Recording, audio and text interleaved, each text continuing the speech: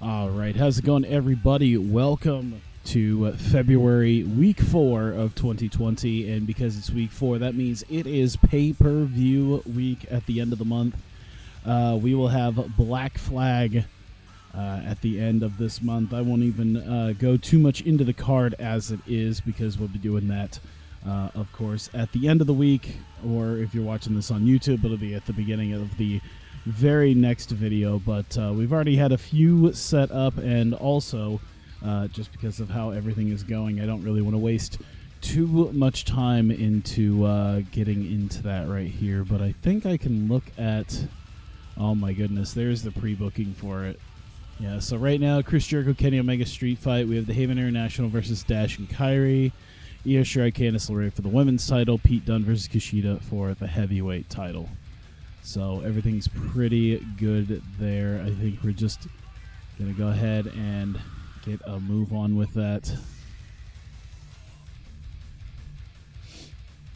Oh. My nose is all itchy.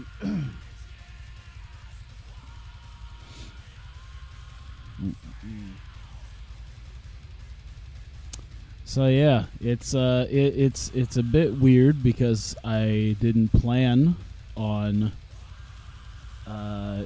being able to stream at 5 o'clock in the morning again, but that's just kind of how stuff happens. Yeah, it was a interesting story that I'll probably tell later. Yeah, of course Chima was going to sign. Well, I mean, in this game, of course Chima was going to sign. He's loyal to Dragon Gate. But real life, you know. Go ahead and get out of that.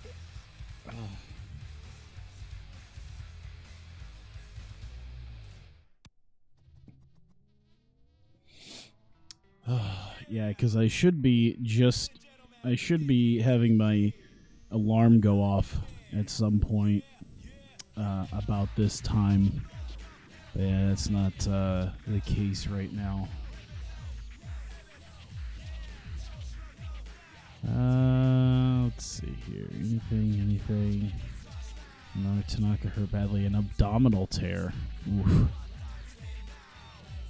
We have that. I do have an idea. Oh, wait a minute. Ty Dillinger is set to leave WWE after apparently not being offered a contract extension. He has no further use for him. Once his current deal is complete, he'll be done with the promotion. Huh. I don't think I'll have much use for him. Well, he's pretty solid. But, I mean, like, I don't know. I'll have to, I might, you know what, if nothing else, because he's so cheap, I could put him down in, like, developmental.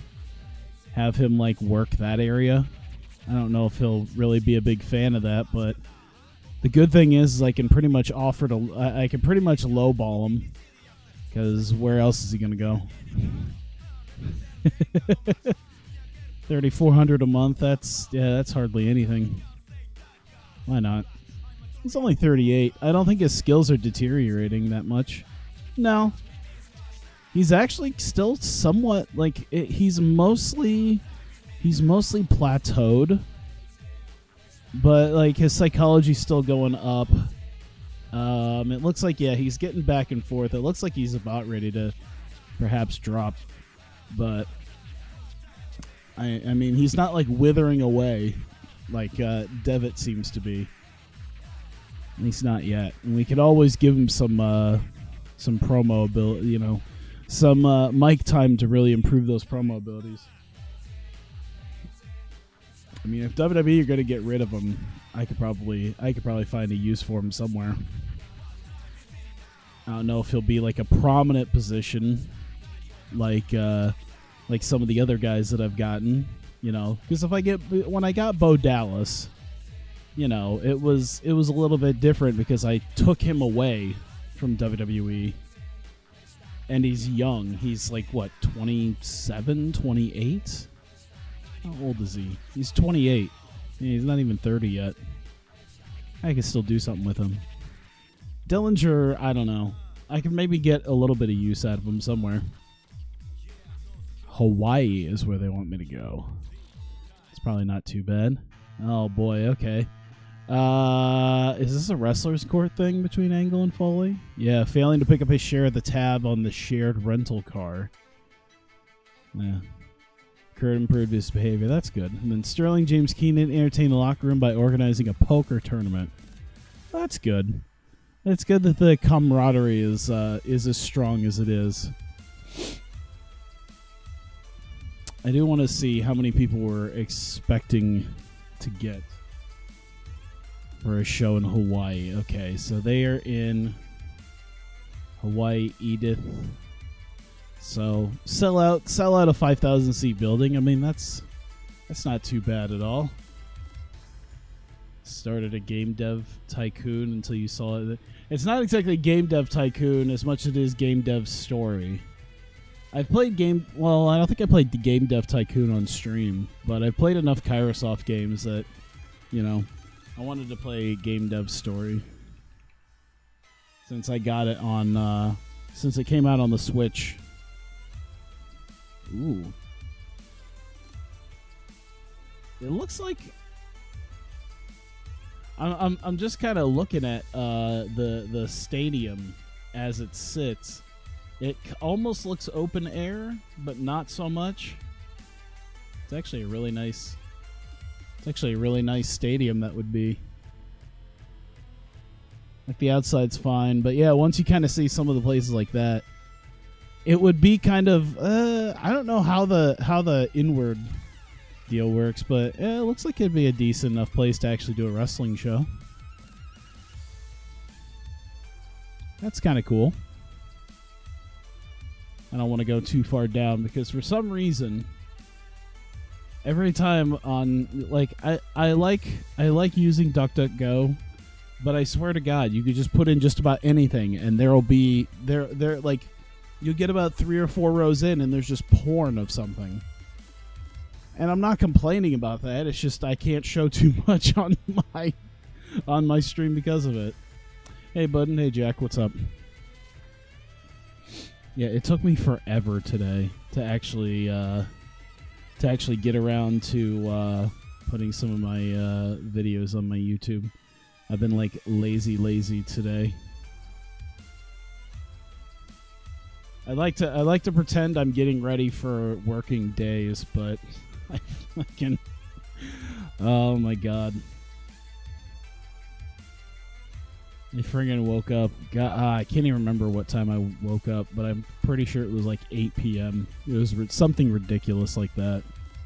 I don't think I officially got out of bed till like 9. And I was like, yeah, I guess I'll take a shower and, try to consider this a day. Let's see. So we got some matches to do. Let me see. I don't think I set anything up from last week. Finally been off work for a New Japan I thought it said New Japan for a second. Yeah. I mean, things might change a little bit here in a couple weeks. Of course, I talked about that. I talked about that a little while ago. I was like, yeah, I'm moving to days, and then I find out literally yesterday, Friday. I do my whole stream Thursday night, Friday morning. Then I walk into work on Friday, and they're just like, yeah, it's actually going to be the 27th. That's the short answer of that is I'm not I was supposed to do my 6 a.m. deal today, and it didn't happen. So let's see. Okay, so we do need a number 1 contendership match. That is definitely something I need. Today's your birthday, I'll have a birthday. Alright. I still don't have an official cleanup crew. Alright, Joe is back, right? Yeah. I still don't have an official cleanup crew team. So, Samoa Joe.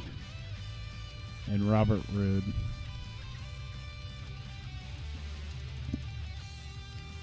You know, I feel like I'd be doing a disservice to Shawn Michaels to have him wrestle, but apparently if I were to have him wrestle at this point, it might not be nearly as insulting as real life is doing. Like, hey, Shawn, listen, I'm going to have you wrestle in a match coming up. All right, cleanup crew, Los Ingobernables.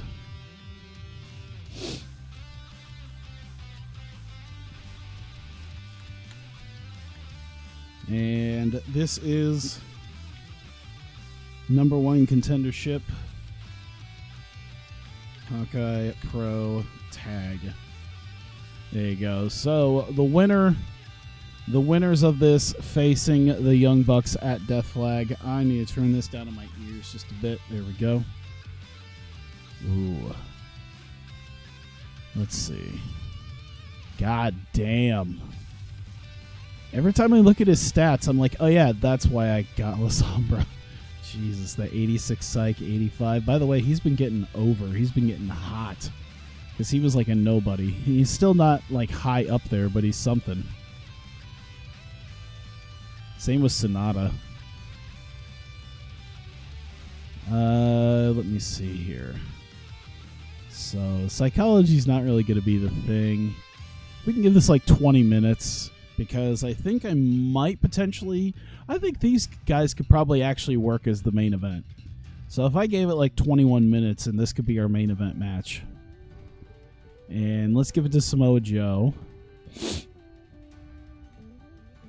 Open match. We'll slow build and a decisive win for Joe's big comeback. I mean, he was gone for a whole like 3 weeks, but, you know, semantics. There we go.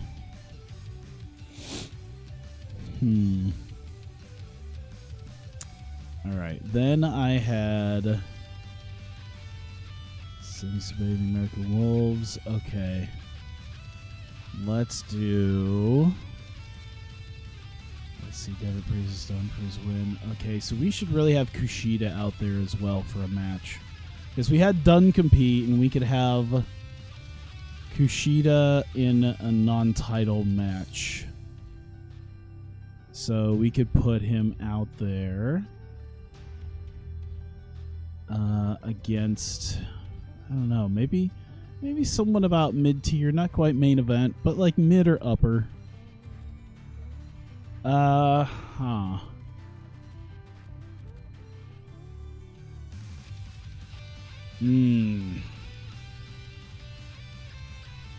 Omega Doi. Doi wouldn't be too bad. That might be an interesting match. Naito, Sammy, Devitt.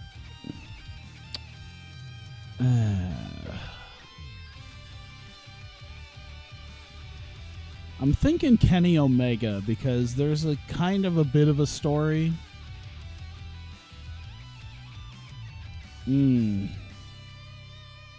Like, I kind of know what I want to do. I just... or I could do Kushida Shibata. How about Kushida? You know what? I'll just trust my instincts and go with Kushida Omega. These guys have fought each other a couple times, but not in over 2 years. So that should be fine. And the last time they fought was like literally one of the first episodes of Adrenaline 2 years ago.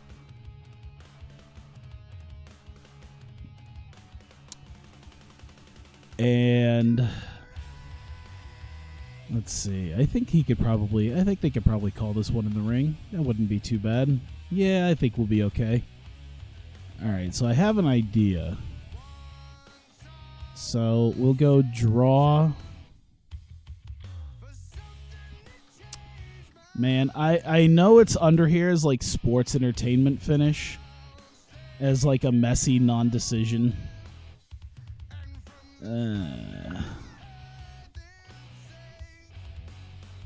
I mean, I could kind of do that.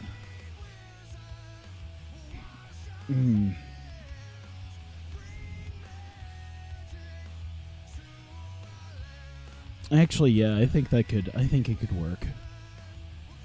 I guess sports entertainment finish would be closer to what we would want to do, like a no contest. It's basically a no contest.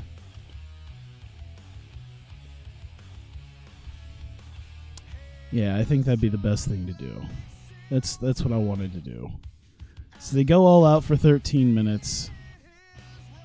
And then we'll have, oh, you know what? We need to actually have our interference in there. That would probably be a solid idea.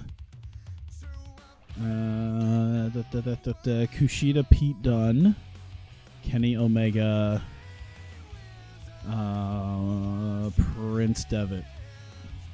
So Rock and Roll Fight Team coming out to assault them. And because it's a non-finish, I want to actually not... It'd probably be a solid match if it wasn't for the sports entertainment finish. Then again, I think I do have a product. I want to see if my product tells me. Okay, yeah, so my product doesn't tell me that fans are expecting, like, finishes. So I think I still have a little bit of leeway with the occasional fucked finish. As long as I don't do it too much. By the way, it seems always very interesting how every fucked finish tends to involve Pete Dunne in some way, shape, or form. Didn't I hire you already? Oh no, this is my developmental. I don't know if there's any. Ooh, oh, he's retired. Damn it. Chris Harris. Chris Harris is a wrestler. Oh my god. Oh my god. Some of the guys that they still have that I could actually use. I thought Nikita Kowalfis. He's still around. Sim Snuka. I could maybe use that for a Prince Devitt thing, but I think I'll probably not do that right this second. What I do want is to. Oh, this will be a dumb one. I need Bob Sapp in a match. He needs to destroy somebody. He needs to destroy an opener.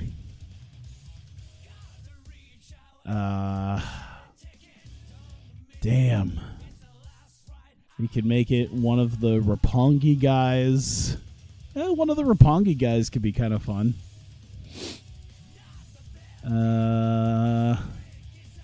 Yeah, let's make it Yo.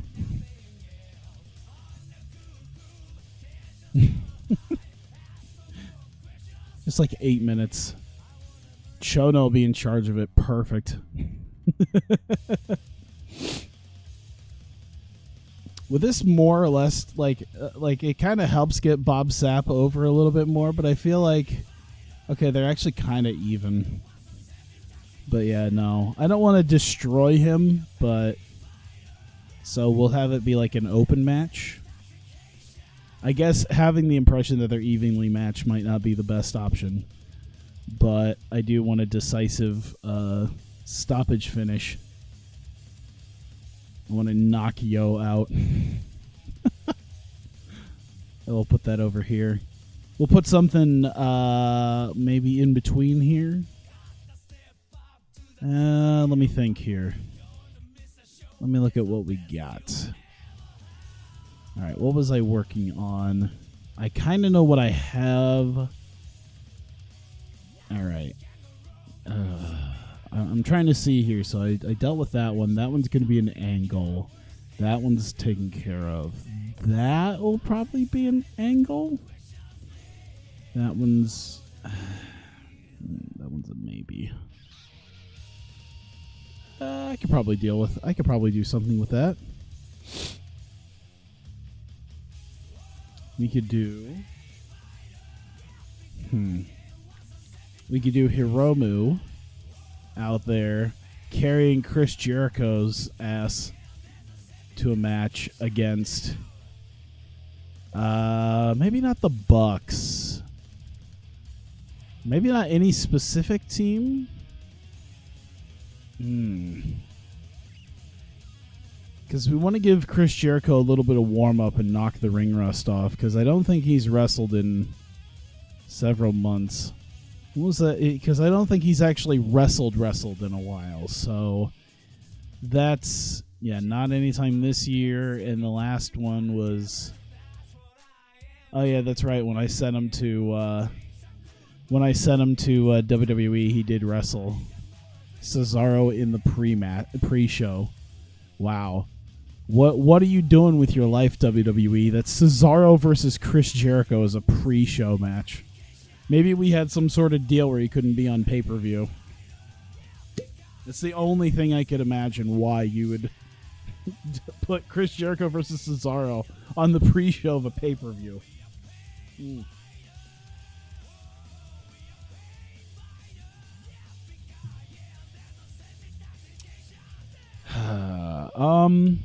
Actually, oh damn it, I don't know. Yeah, I'm still thinking Hiromu and Jericho. As to who they face, I don't know if I want an established tag team is the thing. I could do like day one because they're a little bit lower down. I could do Rock and Roll Fight Team because it might.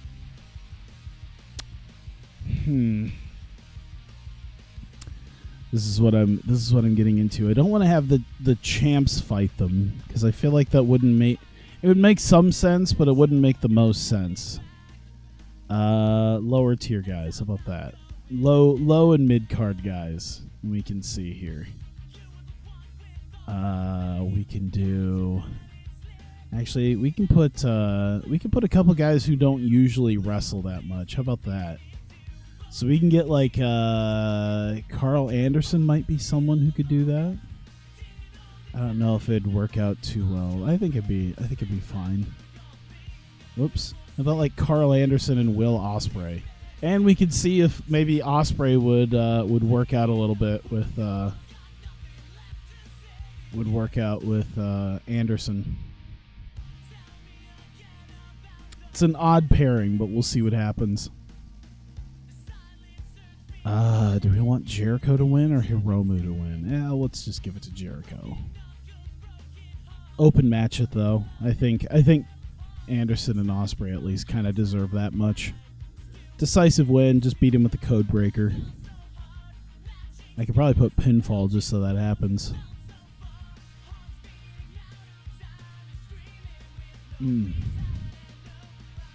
Cool. So probably about there. That'll work.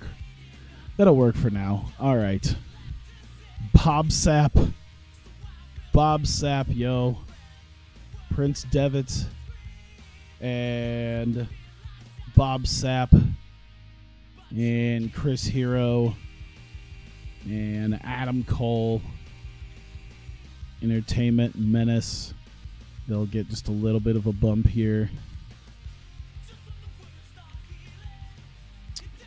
Devitt puts over Sapp in his training. Then has Sapp show off his skills against Yo. Ospreay probably would have been perfect for this too. Yeah, not much. I guess Hero and Cole could technically be a part of that too. There we go.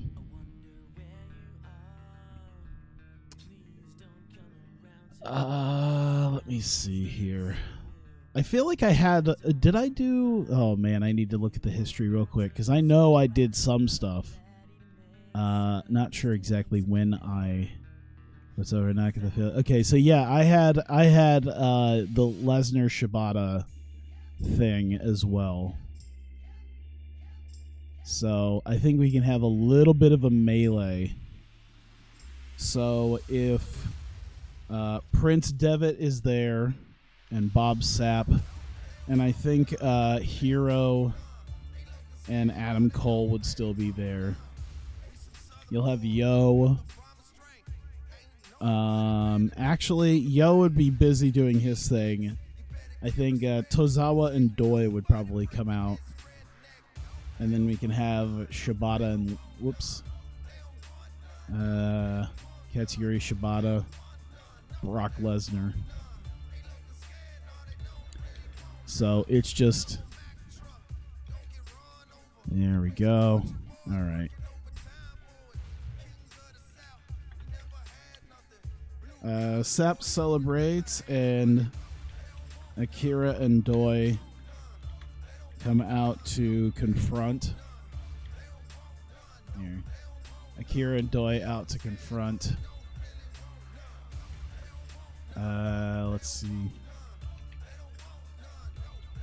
Shibata and Lesnar out also in clean house of R&R. So it's almost like a couple of factions, sort of not so much coming together, but they do have a common enemy right now. And that's like 5 minutes, just going right off of what we had in the last one. So low for everybody. Hopefully it doesn't come back to bite me in the ass, but I think a minor success because it's just... So it pretty much goes from last week ending with a brawl to this week starting it off with the brawl. And that's like the first 19 minutes right there. I think that's definitely something. That's probably where we would also... I'm trying to see who would come out where.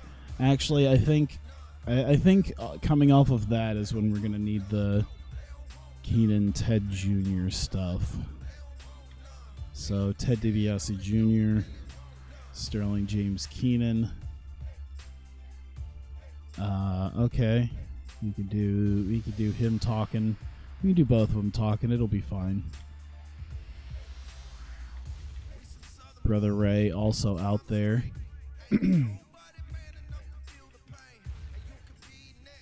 Let's see.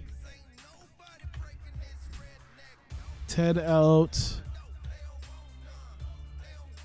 How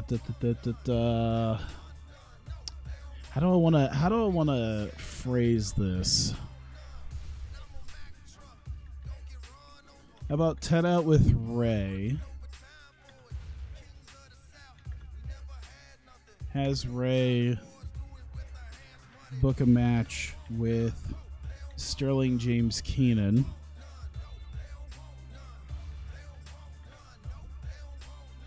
Since it seems SJK really wants to fight. SJK accept. Cool. Good enough. Good enough. It's just a little quick thing to go after the things that have been going on in the previous weeks, because I think the previous weeks was Ted Jr. Yeah, he was just getting jumped by him, so make that nice and easy. Hiromu and Chris Jericho. So we'll have Jericho, Hiromu. Actually, it will just be Jericho and Hiromu. Because Sonata and Lisandro are going to stay back because they're preparing for their match. Jericho and Hiromu out. Jericho plans on putting the Omega situation to bed by beating him in the...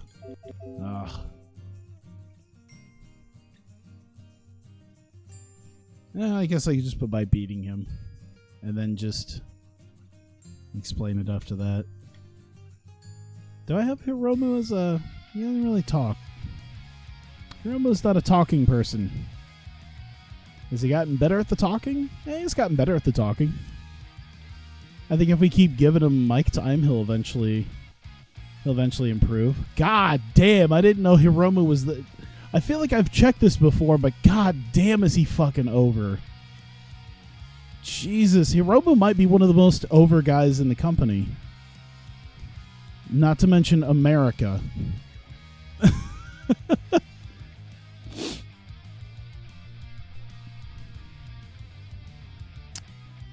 And I could put the Kenny Omega thing... Ah, man. Actually, we can have the Young Bucks come out there. So we'll do Hiromu and Chris Jericho and Matt. See, I know in this game they're not promo guys. Well, okay. Nick has gotten some time. Matt, I don't think has. Nah, he's not that much. But you know what? I think we'll let it go. There we go. Young Bucks out. Whoops. Young Bucks out. Omega is prepping for match. Let's see. But Warren, Los,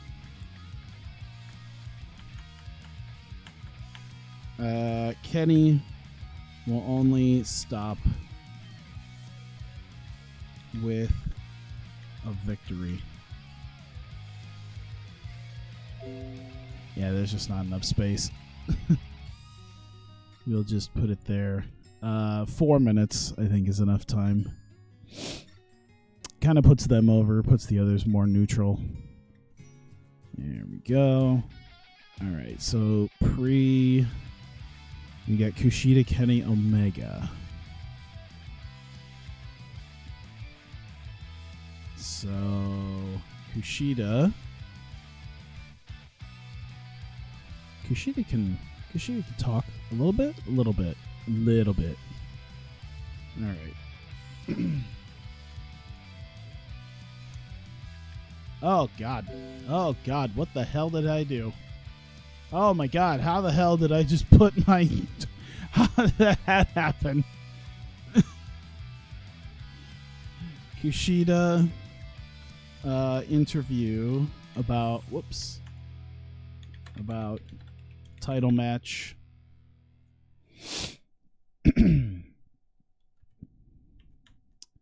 About here. Death Flag title match. Let's see. Says done. Whoops. Only has it because of his cashed in trophy. There you go. Just like 4 minutes. Kind of puts over the deal here. Let's see. So we had the members of Rock and Roll Fight Team coming out. So all right, I do want Kenny Omega, Kushida, Omega out, calls out Kushida, then attempts to talk to him about joining the Elite, which is refused. So I'd say a good 6 minutes of Omega, talking up Kushida. It actually talks up Kushida a little bit more. So Omega talks up Kushida and then attempts to try to get him in. So it's more a Kushida success. There we go. And then the post, we've got Rock and Roll Fight Team being a part of that. So let's see here. Kushida, Pete Dunne, selling.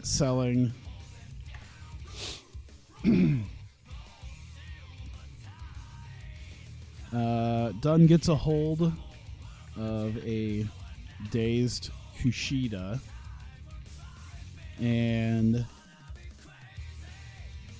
drops his belt and hits Kushida with bitter and on it. There we go. So that's just yeah, actually it wouldn't be that. It'd be success, low, and I guess a minor defeat for that. So that's at least a decent success for Pete Dunne to be able to hit the bitter end on him. This is nice. 35 minutes, and I'm already only got about 20 minutes left to do. It's amazing what I can do when I actually like strap in and get this fella figured out. Okay, so cleanup crew, Los Ingobernables. We need to deal with that whole thing because there's a lot going on right in there.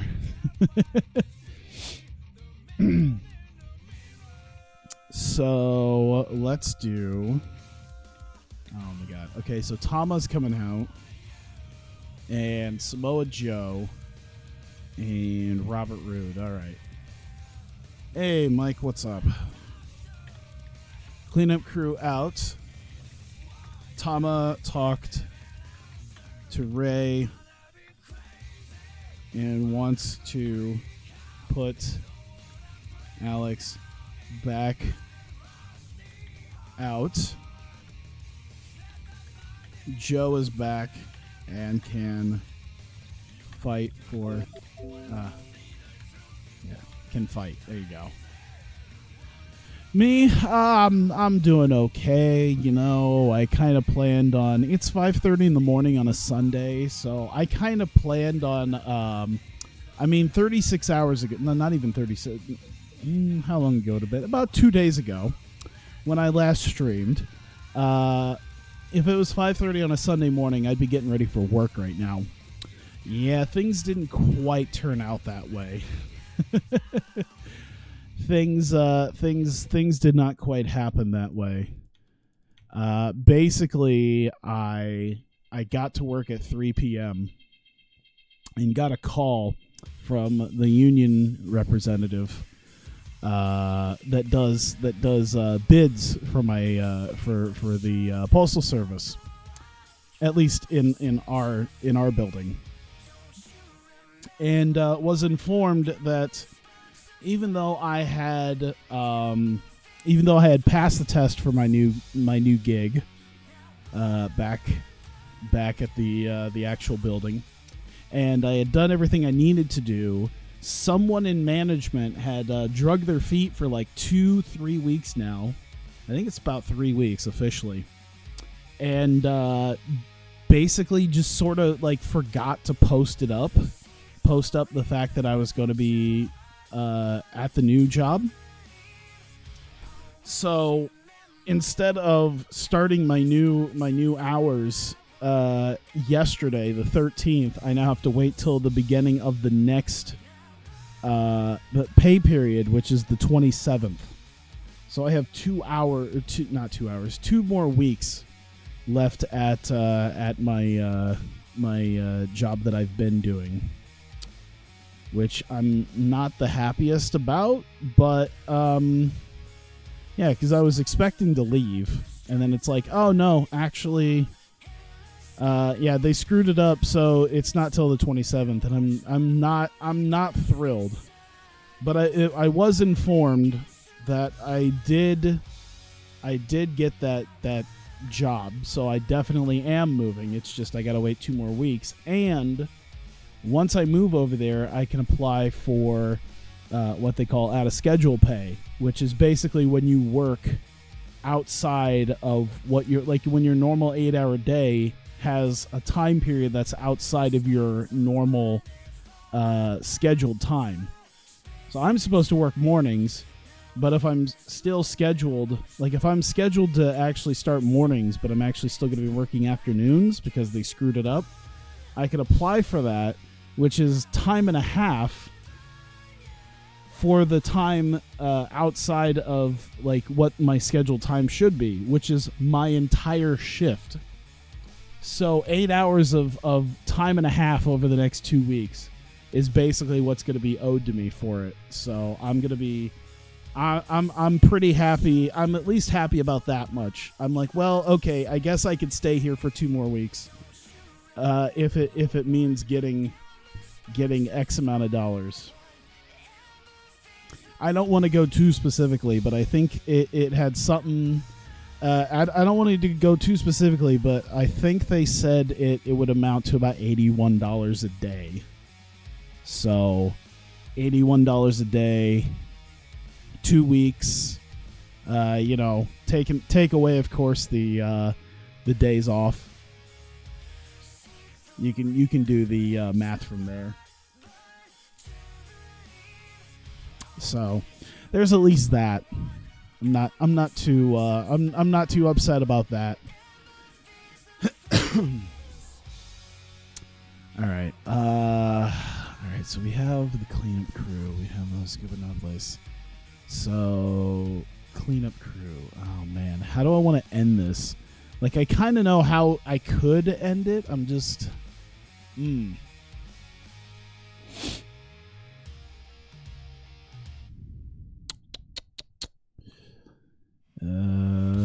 me see here. So Victor opens. So we have our main event. The main event's been decided.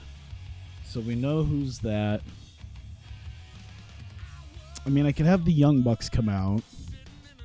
That might not be too bad.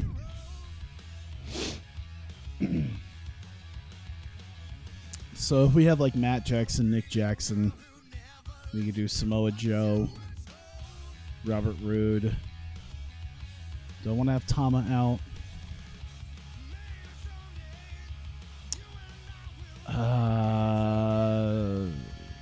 Yeah, I guess Tama out, and Alex Reynolds could be out there for something as well. So, Young Bucks out to pose with belts against, against Crew.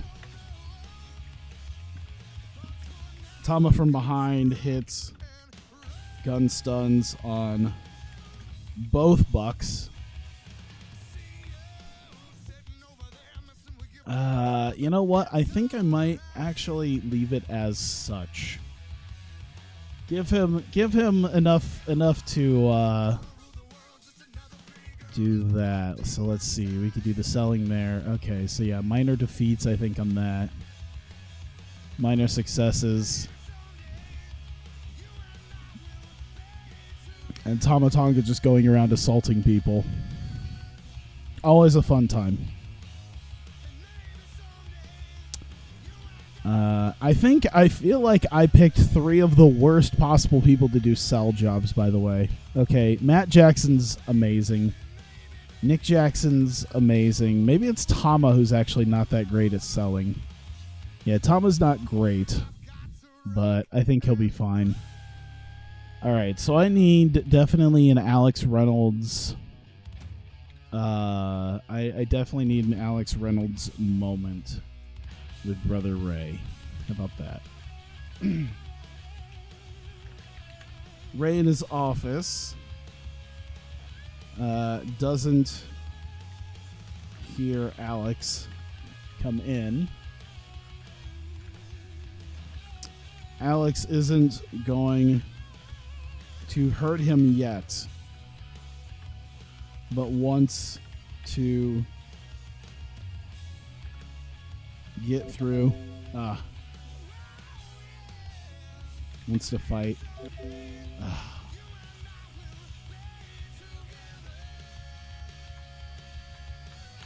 But wants Tama. There we go. How about the new member of LIJ? Yeah, it's interesting. I didn't think they would have him unless they had like a new member. I'm assuming it's the Shingo thing. I did not expect him to be there. Like, I assumed with them leaving, you know, with that whole crew leaving. I'm kind of wondering what that means for the crew of guys who left Dragon Gate. Like, is Shingo still going to be with them? Are they going to be in New Japan? Is Shingo just not going with them now? Is he like I'm wondering that, because I guess they're supposed to be like a freelance crew now, but who knows? I'm kind of interested in at least seeing that. So yeah, the Shingo thing, I don't know if Shingo's just not going to be with Chima and all them, or if we could potentially expect Chima and T-Hawk and Lindemann. Shingo and Chima hate each other? What the So him leaving and Chima and his crew leaving actually weren't the same thing. It was just kind of a coincidence that they sort of left at the same time. And that's why Shingo got a goodbye and the others didn't. Is that basically what happened? I didn't know Shingo and Chima hate each other. That's interesting, though. I mean, is that like a long-standing thing, or because Shingo was like the biggest heel with them? It feels like it has to be a recent thing. Shingo wanted to leave a long time ago. Chima wouldn't let him out of the contract. Okay, well, yeah, that's interesting. I'd say it's a success. Interesting. Yeah, because like I figured that he was on good terms with him because of how hard he was pushed in Dragon Gate. It might also explain why he got the title off of him and put on Yamato. Then again, eventually he had to lose the title, and putting it on Yamato was perfect timing.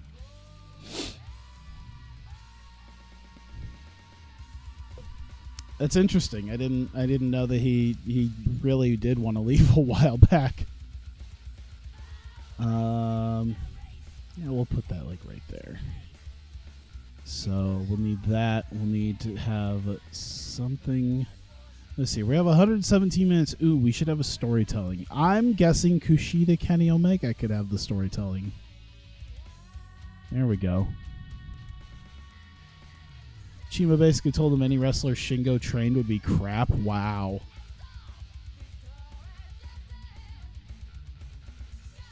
Well, isn't that shitty of him? The more I hear about Chima, the more it seems like he's kind of an ass. Like, not a complete ass, but a bit of an ass.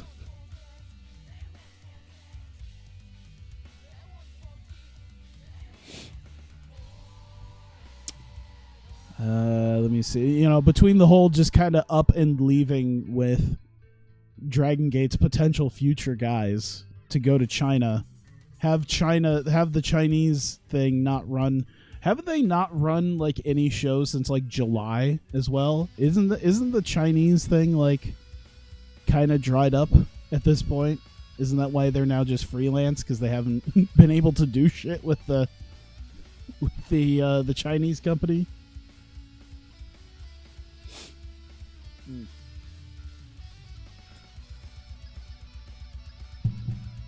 There we go. It's supposed to be starting up again soon? Okay.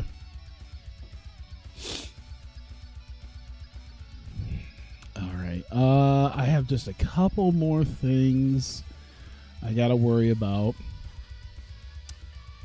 Let's see. Do Japanese wrestlers do shoot interviews? That is shoot how you know who's an ass and who's not an ass. I mean, maybe American wrestlers. I would say that's kind of how you know. That is one of those things where it's like you don't really know too much about something like that. But then again, I mean, it might just be, you know, because I think a lot of Japanese wrestlers, if they're not like big wrestlers, I think they generally have like blogs and stuff. I don't know if they would talk about that kind of thing, but feels like that would be a place potentially. Okay. God, what do I want to do with Taylor Mulligan? I have ideas. I just...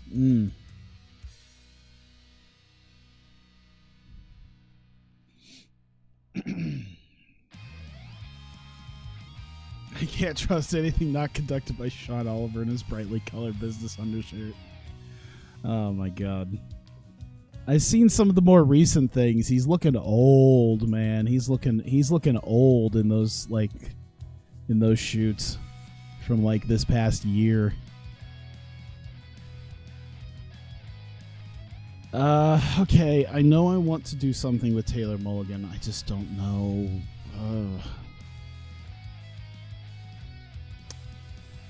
Maybe I could do something without Nakamura then. This kind of stuff is discussed openly. Okay.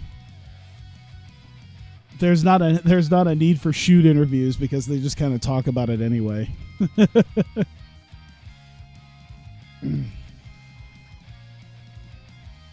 There we go.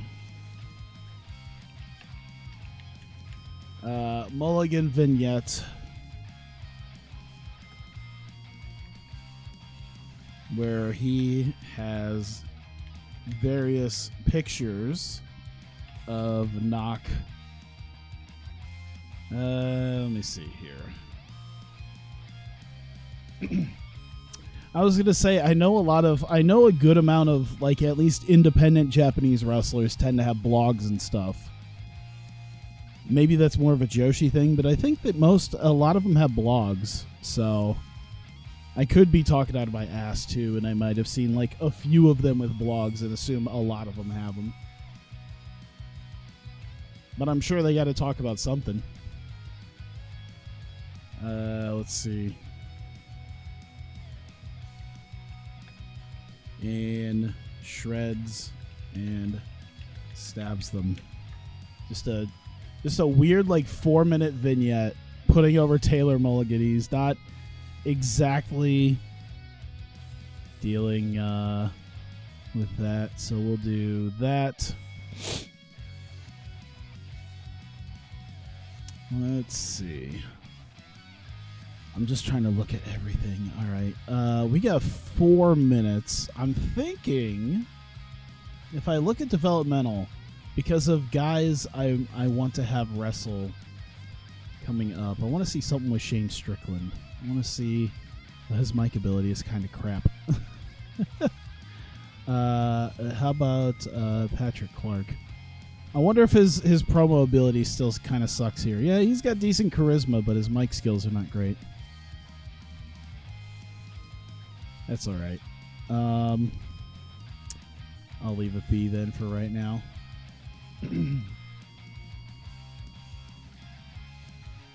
All right, let me look at the history real quick just to make sure there's maybe some stuff I was dealing with. Okay, we got the Alex Reynolds thing, congregation.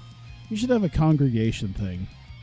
We need to keep the television champion like there. We need to make sure.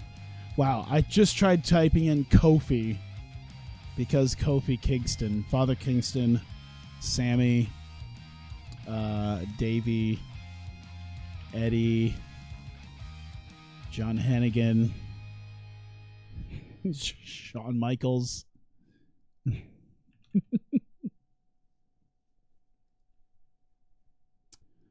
And yeah, a good 4 minutes. I think 4 minutes is good enough. Let's see. Father Kingston sermon in a church. Discusses his fears. What type of fears? Let's see. His fears of new. Let's see. Challengers to the title Sammy has. He is seeing something. Yeah, so him and Sammy. Hey, stay hydrated, bot, just in time. Because you got like a minute till you need to tell me to drink. Yeah, Shawn Michaels should talk just because Shawn Michaels is rated highly enough to do it. He has seen the light. There we go. So at least put the premonition that Father Kingston has a premonition that someone is going to attempt premonition that someone is going to attempt to take his title. I'd like to see broken Father Kingston. Would he be demonic at that point? I have no idea. All right, I think I've hit everything. Cool. Let's do this. All right, sold out Edith Kanakaole Stadium, which looked like a nice enough building actually. We're in Hawaii because it's February, and who the fuck wants to be like out in the? we're going to Tacoma, Washington for our pay-per-view, so we might as well spend part of our week in the nice warmness because it's February. So put on a show in Hawaii. Devitt and the rest of the Rock and Roll Fight team come out. He puts over Bob Sapp and the training that he has, and says that he's still hurting a little bit from some of the fights that he's had to deal with. He's still recovering. However, we've seen his fights. We've seen Chris Hero fight. We have still yet to see Adam Cole fight. There it is. And you're actually 40 seconds late. Stay hydrated, bot. Yeah. Yeah. You fucked up, son. You don't get their praise tonight. But we haven't seen Bob Sapp fight, at least within the confines of... We're in Hawaii because Hawaii doesn't have a large population. We don't want to make it. Nah. We're in Hawaii because it's February and it's warm. Trust me, I'm going to be thinking about that here coming up soon. We haven't had our heater or anything on yet so far. It's kind of nice because it's like 65 in here, but yeah, it's like 43 outside. I mean, it's gotten cold. I gotta find my my jackets and all that. That's how I know it's getting to be that time of year. Like, it literally just was like, it was like, you know, we're in the high 60s, maybe even 70 degrees, and then just boom, 40, 45. Like, nope, you're done. Just like, boom. Like, nope, no more summer. You're done. Can we even get some fall? No.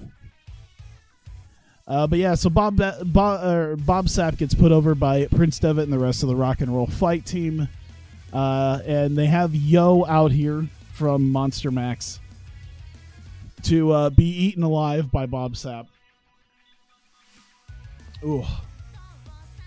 Devitt will look hot in that 80s tight spandex getup.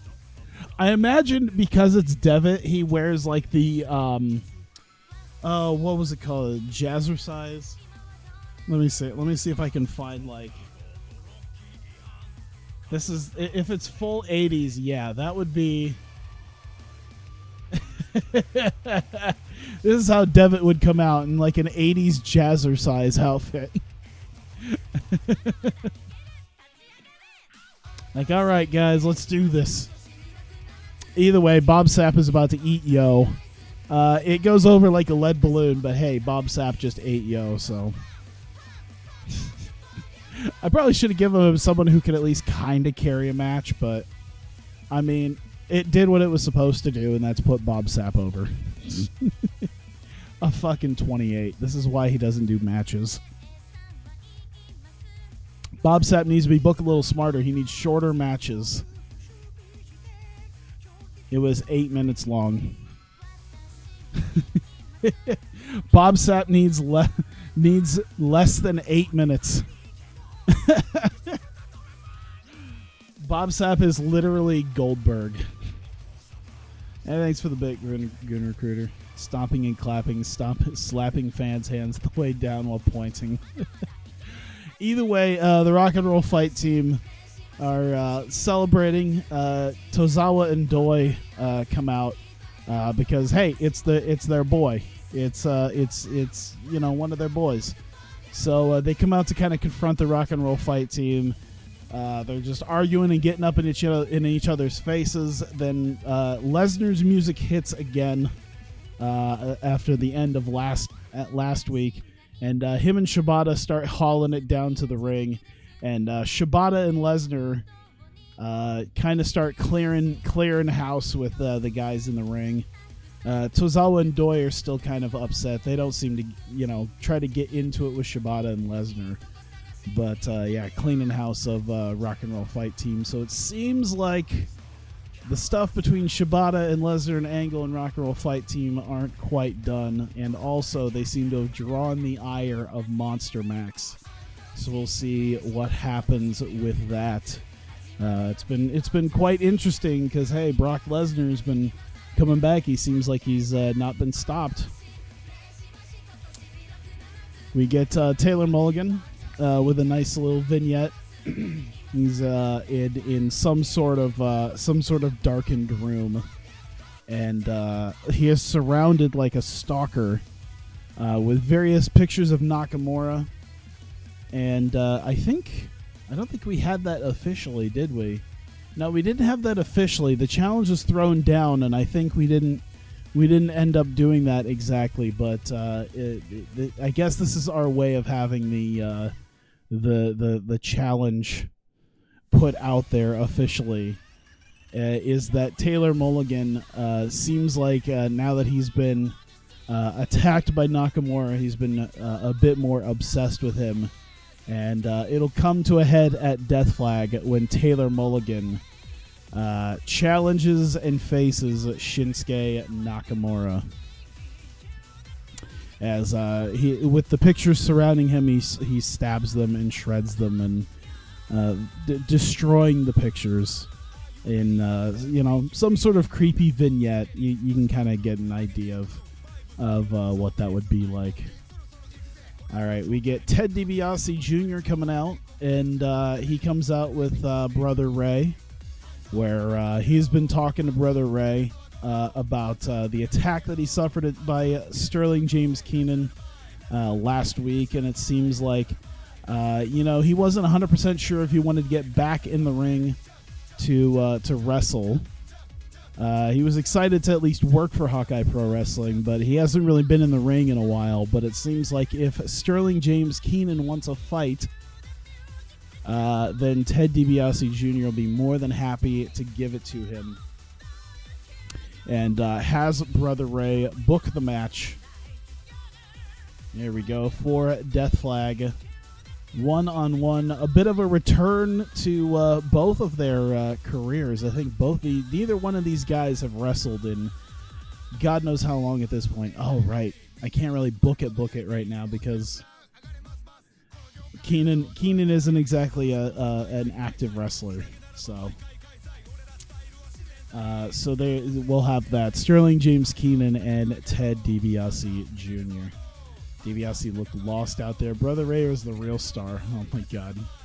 But it helped to have Brother Ray out there rather than just Ted Jr. and Keenan. Probably would have died a much slower death. Probably should have Brother Ray interact with Taylor Mulligan and have those segments go better. Chris Jericho coming out with Hiromu Takahashi. They're going to be in tag team action while the other two members are in the main event fighting for a title shot at the Tag Team Championships. Jericho, of course, has his street fight against Kenny Omega on Saturday at Death Flag. And it seems as though between him and Takahashi and the other members, Omega seems to have gone maybe a bit insane with his crusade that he seems to have launched against Los Ingobernables. Of course, with the one against Tetsuya Naito, followed by, of course, Hiromu, and now he faces Chris Jericho in the street fight. But, of course, Jericho wants to put this whole Omega situation to bed by beating him senseless, perhaps even half to death, to teach him a lesson about respect and crusades, and that Los Ingobernables is not a team to mess with. And with that, we get Takahashi and Chris Jericho coming out against Carl Anderson and Will Ospreay, who both put in strong showings, actually. Takahashi and Jericho don't really work well as a team. Wow, Carl Anderson and Will Ospreay showed excellent chemistry. That would be interesting, actually. Is it possible to make Will Ospreay a good brother? Because I'm feeling some good brotherness going on right about now with that tag team. Either way, superb match. Takahashi and Jericho getting the win over Anderson and Ospreay. Jericho ends up hitting a code breaker on Ospreay and gets the win as he knocks a little bit of ring rust off. He hasn't had a whole lot of matches in the last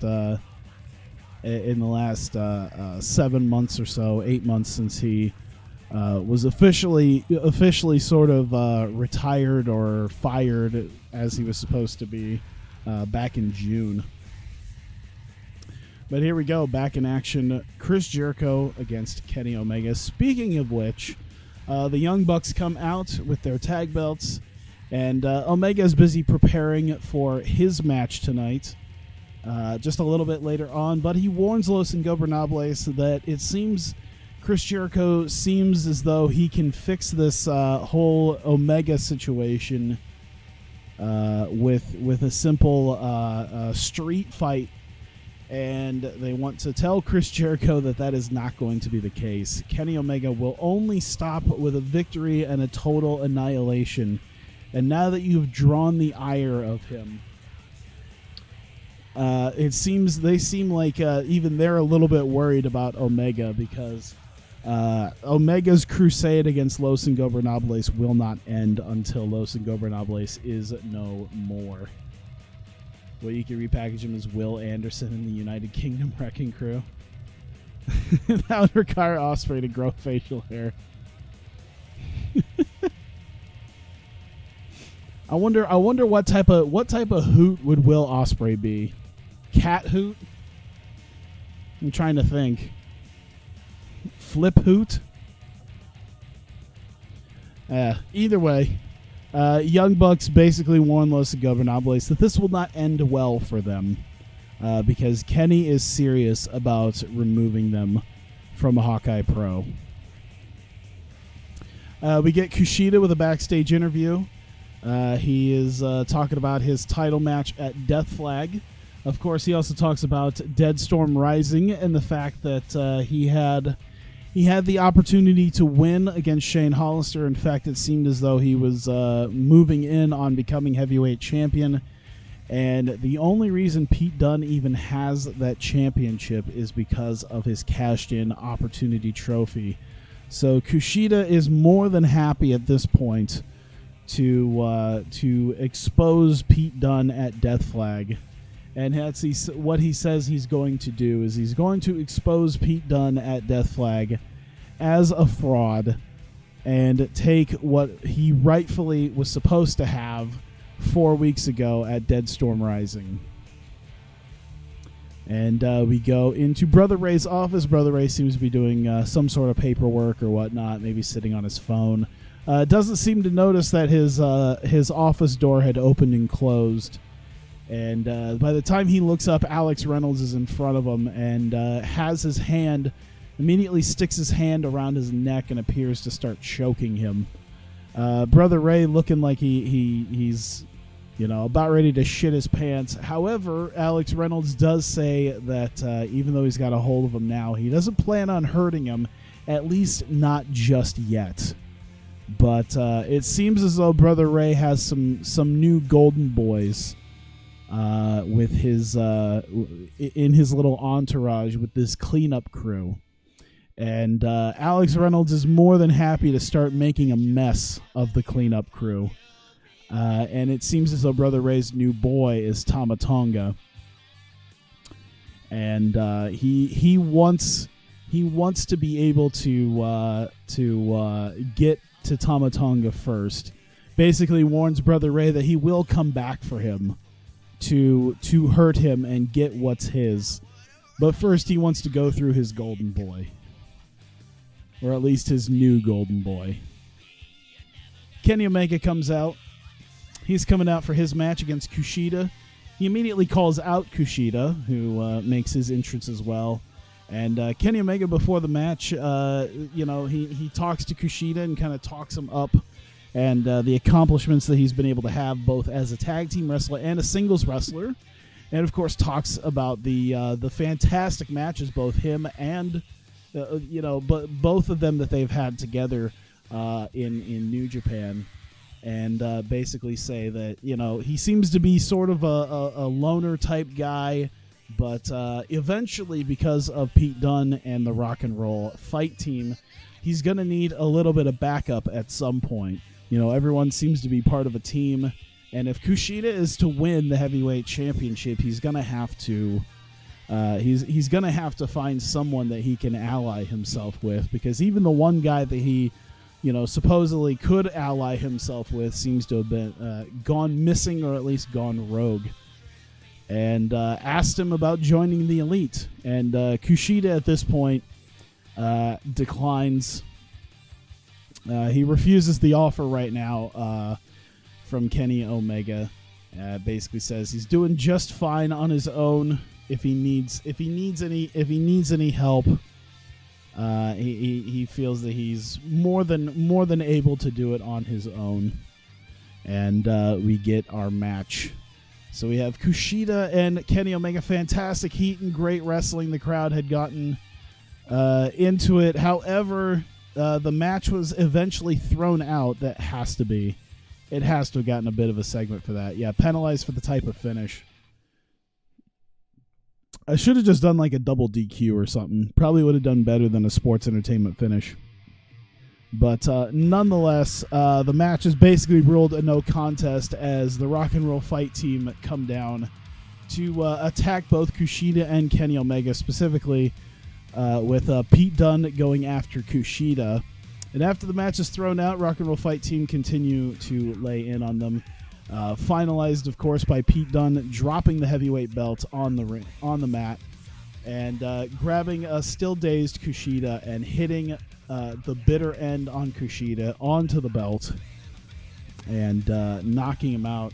And Pete Dunne grabs the belt and stands over him as an assertion of dominance, and perhaps feeling a bit insulted after what Kushida had said about him potentially being a fluke and a fraud. And we get Father Kingston preaching in a church. Of course, the other members of the congregation are there, as well as Shawn Michaels just randomly showing up.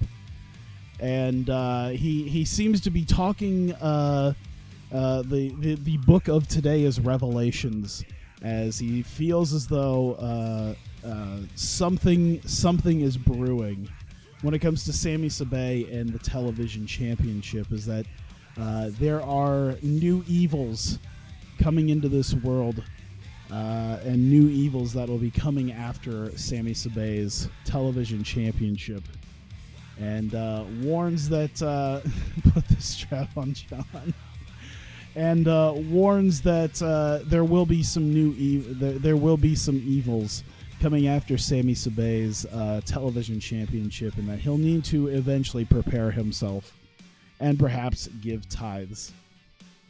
Put the strap on Shawn. Shawn Michaels, one more run. Let's do it. I gotta be honest, a Sami Sabay Shawn Michaels match would probably be killer. Well, I don't know about now, but Mr. Two Bad Shoulder Sami Sabay and Mr. Bad Everything Old Man Shawn Michaels probably wouldn't be that great. We get Tama Tonga coming out and the cleanup crew with Joe and Robert Roode. Joe is back, of course, from his injury. And Tama Tonga had talked to Brother Ray and, in fact, made it official. He had a bit of a talk with him about what Brother Ray had to say, and he said, well, if the Golden Boy wants it, then the Golden Boy gets it. Alex Reynolds, if he wants his fight against Tama Tonga, he has no problem beating him down, as he's been not too happy with him in the first place. So we will get Alex Reynolds versus Tama Tonga. I think it's the first time these guys have gone one-on-one in a little while. I think since probably May. I think they headlined Festival last year with that. So it'll be about 9 months, I think. I was able to keep them away from each other for about 9 months right now. So I feel pretty good about that much. So yeah, other than that, Thomas says that since his plate seems to be a little bit full with Alex Reynolds, that means that their quest of becoming tag team champions is going to have to go to someone else. And funny enough, Samoa Joe is back, and he says, well, Samoa Joe, he seemed to have hurt himself, but he's perfectly fine again, and he's willing to fight. And why the hell not? Let's have Samoa Joe and Robert Roode instead take the titles. As much as Tama Tonga would like to go after the last remaining championship he has not gotten, that at least he'd be eligible for, he'll have Joe and Roode go after it. And that's when we get the Cleanup Crew versus Los Ingobernables in the main event. Strong showing by everybody. La Sombra actually pulled off an 80. Sonata 75. I mean, that's still not too bad. Roode an 80. Samoa Joe an 85. That's pretty good. Seriously, Sean needs to be involved with Kingston here. Real life gimmick happens to be Kingston's Hawkeye Pro gimmick. Yeah, that's a good point. That's kind of why he's just kind of showing up. I mean, that's kind of my whole thing with him, is just like, he's just there. Shawn Michaels just is there. He doesn't even so much interact with him as much as, he's supposed to be sort of at least an impartial color commentator. But nonetheless, the Cleanup Crew get the win over Los Ingobernables. It took about 21. 21 ends up locking the Coquina Clutch in on Sonata and tapping him out. And the Cleanup Crew have earned a number 1 contendership. So they will get a tag team championship match. Let's get this in here. Let me take away the women's division ones, and we will do, oh my goodness. The Young Bucks, the Hawkeye Pro Tag Team Champions, will be challenged by Samoa Joe and Robert Roode of the Cleanup Crew. Here we go. Hawkeye Pro Tag Team.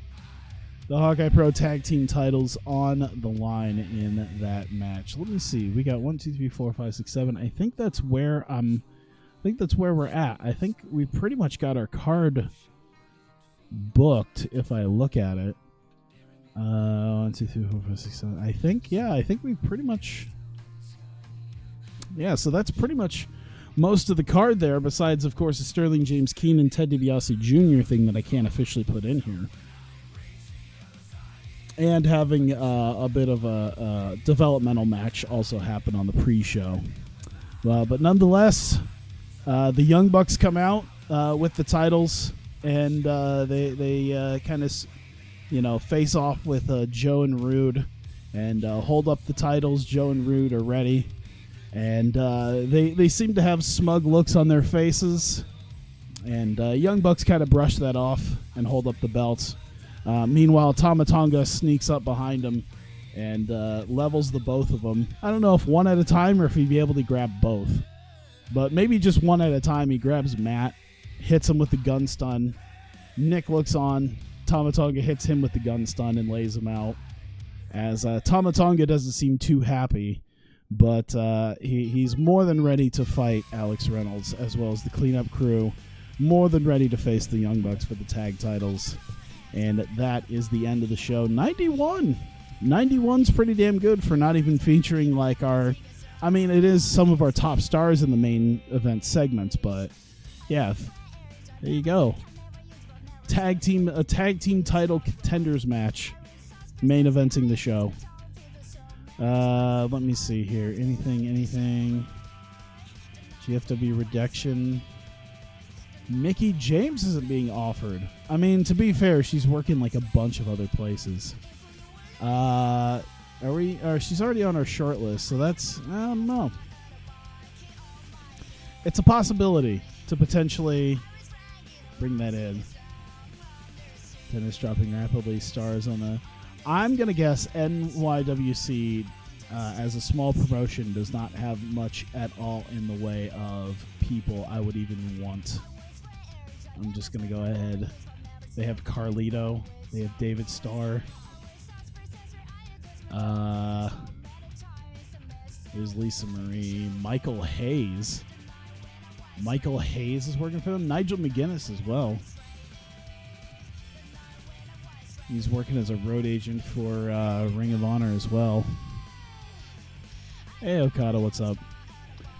Joe made you put several Twinkies in the tag team title match contract. They actually got some decent people, just not like a lot of like wrestlers. Oh, there's what's her fucking name? And I know she's oh my god.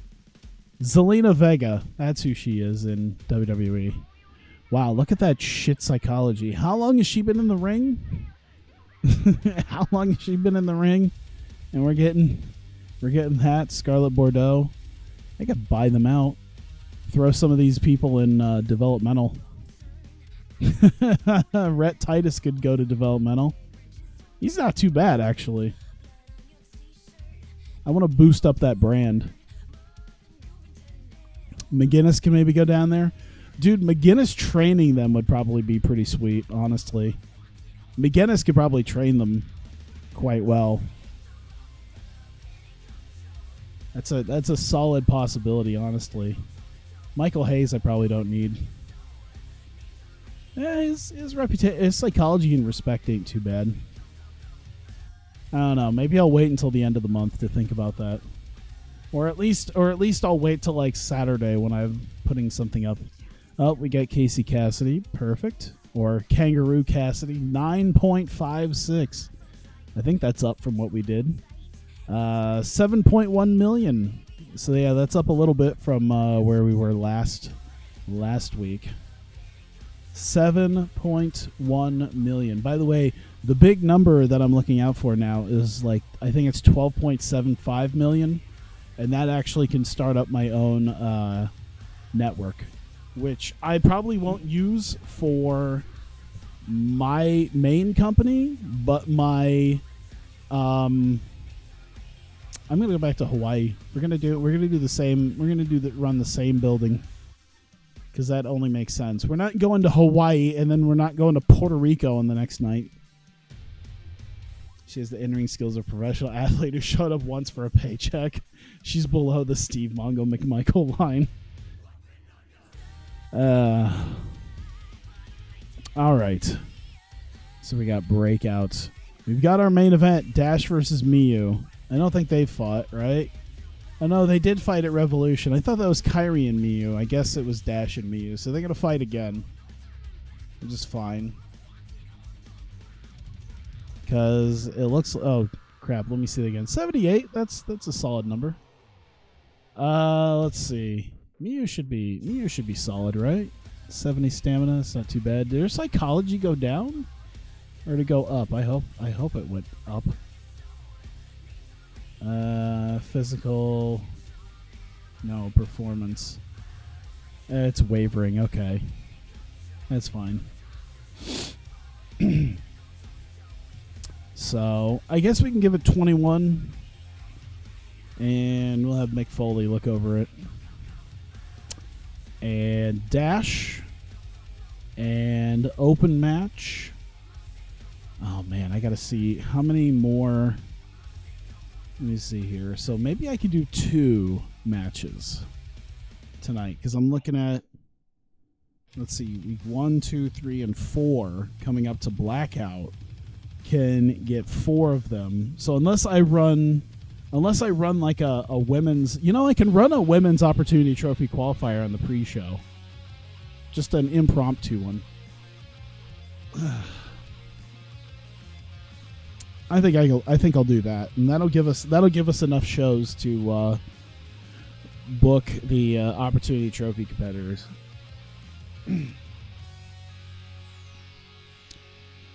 So Dash should be the victor. It's open, decisive finish, slow build. I think we're good. We'll even make it 22. We'll make her hyper competitive here with Dash to kind of showcase her abilities. And okay. All right, let me look at the history real quick to see what I've been dealing with. All right, let's see, Sadistic Tales. So we had Sadistic Tales. We had the Helmsley, Rich McGarry, Justice Legions thing, Revolution and Idol fight. All right, we should have that, actually. We're going to have, I think that's actually what we're going to do, is we're going to determine some eventual contenders for the tag titles. So obviously we'll have a fight between Idol Fight and the Revolution, since we kind of booked that since we kind of had the fight with them to make that happen. Let's see. The hell, Mortimer. God. All right. Weakest competitor in the match. What can you do? 62 Stam. All right.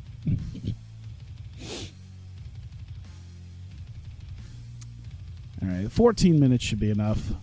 Becky Knox will get the win for the Revolution. Open match.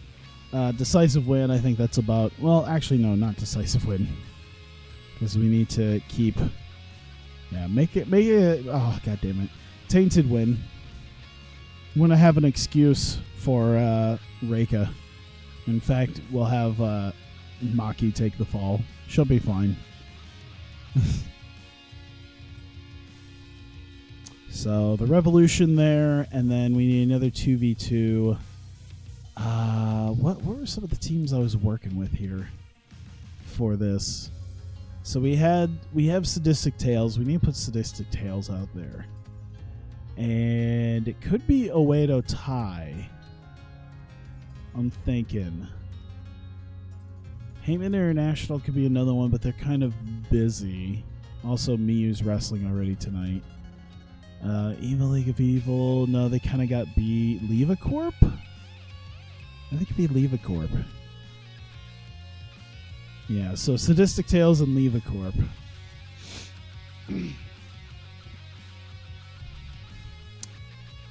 And let's see here. I think this could go 20, maybe. Maybe 19. All right, weakest person in the match. What can you do? 67. All right, so we can maybe put like 18 and slow build it. Ooh, who should win? You know what? Yeah, I think we're gonna have Kana take the win. Let's do open match, slow build, decisive, and we'll have her tap him out. There we go.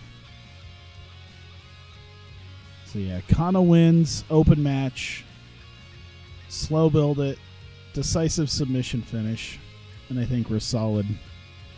So that kind of leaves the Revolution to potentially fight Sadistic Tales in the future for a potential match against the Reinas. That could work.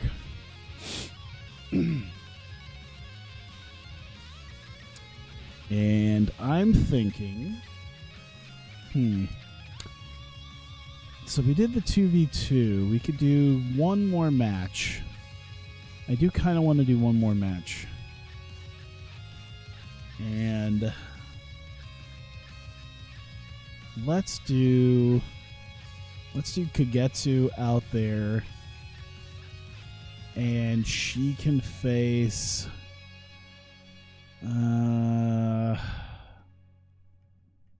damn. Did we do Kagetsu Kaylee Ray? I'm pretty sure we did, but I'm going to look. No, we haven't. Cool. We'll just have her quickly dispose of Kaylee Ray.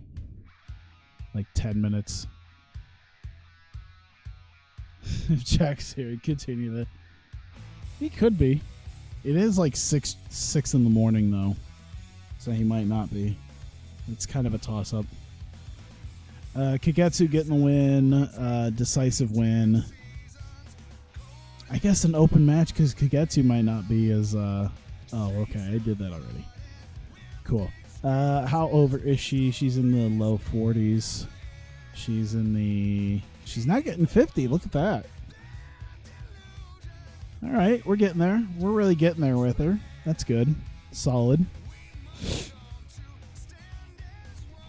So yeah, Kagetsu getting the win. I think that's good. Some news came from the I feel like I don't want to know then. It's probably something I've heard. I just don't don't feel like being reminded of. Let's see.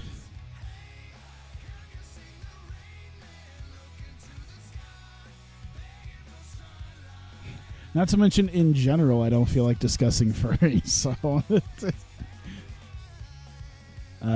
Dash versus Miyu. Oh God, what's gonna be our storytelling match? None of these could really be that. Like the closest I think is Sadistic Tales and Levacorp, because like I think Azumi might be the only one who really couldn't call it, but I mean there has to be a storytelling match, so let's go ahead and do that.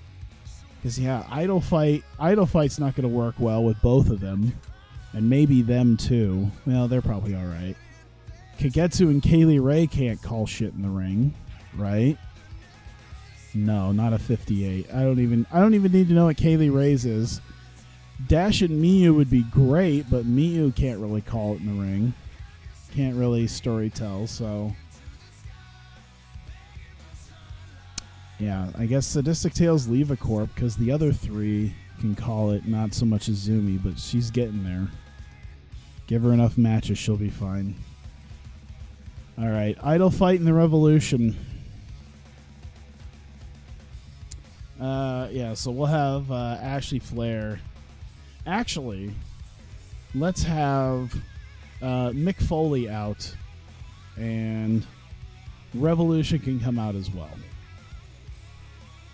So, Brittany Knight, Becky Knox. Let's see. Do that. Actually, I think I'm also going to have Hamada, Nakajima, and Shida out there as well. Since we should probably have the champs out there. They can kind of cut a promo. And yeah, and Shida, you know what? Because she's kind of been taken under their wing, Kaho will be out there. So we won't do anything with these two. They'll just stay silent. I'm thinking even Flair might not say anything. I mean, she'd be fine too, but yeah. Foley announces small tournament to determine tag contenders. Let's see here. Revolution complain they already should. Revolution say they should already have.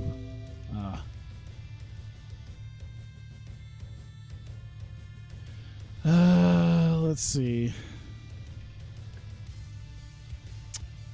Claim they. Oh my god. Just be it. They should be it. They should be the contenders already. Just like 8 minutes. It starts off with a bit of a promo. So yeah, instead of just a little minor one before your first match.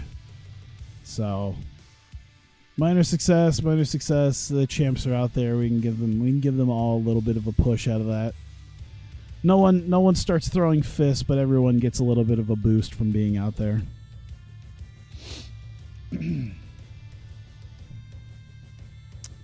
And so, Idol Fight in the Revolution. So, let's see here. Ashley Flair, Becky Knox, Brittany Knight, and I guess Kevin Kiley. Again. Oh, shit. Who did I just... Oh, that's right. Okay. I remember who I just tried signing. You know what? That might actually work. So let's do selling.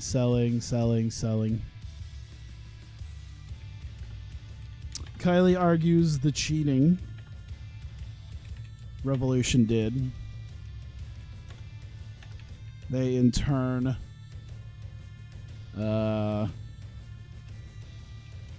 assault him. There you go. Minor successes on those. He gets a minor defeat and low injury risk. If it was Brie Bella, it'd be a high injury risk. Oh!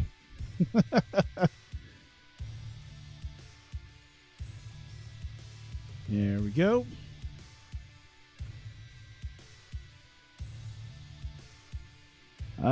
Let's see. Kuketsu, Kaylee Ray. Okay. Oh, God, that's right. We're going to have 2K Enterprises taking double losses tonight. Jesus, they really are just the butt monkeys of this promotion, aren't they?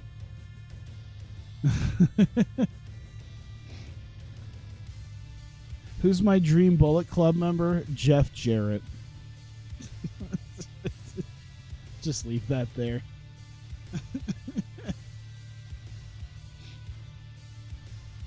JEFFJA. I heard he still uses like that Bullet Club name every once in a while to like just promote shit. Okay, so Kagetsu. Fuck Jeff Jarrett. Global Force Gold. I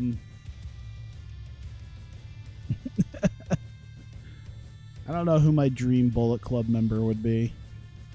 I don't know. That Finn Balor guy looks like he could really run shit if he was given the ball. I don't know.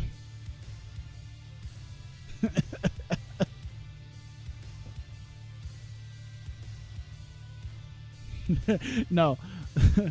I was going to say my Dream Bullet Club leader would be Tama Tonga. Okay, so yeah, Kagetsu, Hazuki, and Minoru Suzuki. Here we go. And Mick Foley. All right. Oedo tie out with Foley. Foley has respect for Suzuki, but demands whoops, he not assault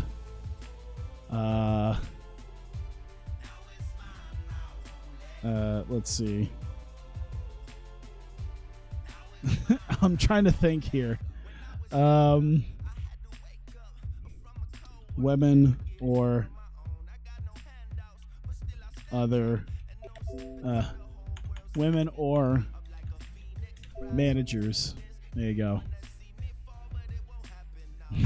You just got to bring them out like, hey, okay, listen. You got to stop with this. Can he speak well enough yet? No, he can't speak a lick of English right now.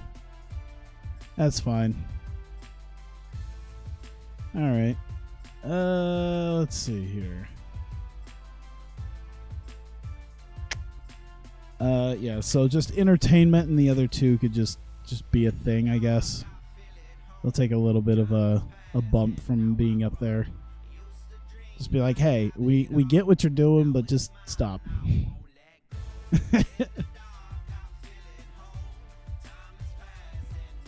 All right. Minoru Suzuki and Kagetsu and Hazuki. Yeah. So how about selling? Maybe not selling for them. I don't think that's so needed. Well, Kagetsu can because she fought, even though it's kind of shit. That might actually not be good. Don't sell. Don't sell shit. Suzuki will do everything. Man, he's not great at selling either.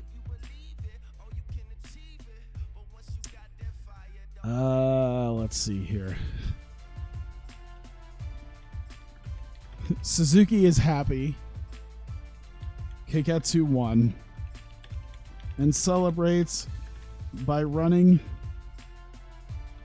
into the crowd and Sleeper holds a random male fan. And here's Sleepers, a random male fan. Oh god, I forget what's the word. Damn, I forget the word of what that's called. Malicious compliance. That's what it is. Malicious, I believe so. Let me see here. Malicious compliance, yeah. Yeah, malicious compliance. The intentionally inflicting harm by strictly following the orders of a superior, knowing the compliance of the orders will not have the intended result. He said, "Do not assault women or other managers." So he goes to a random fan in the crowd and just starts locking him in a chokehold. Perfect. Big success. It'll be great.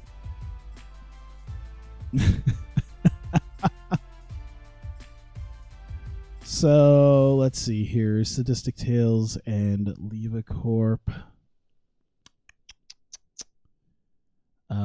Let's go. Yeah, Kana out with Azumi and Mio and James Mitchell. And James Mitchell and Mio, I think, are usually the talky talk people. I guess Kana can too. I always try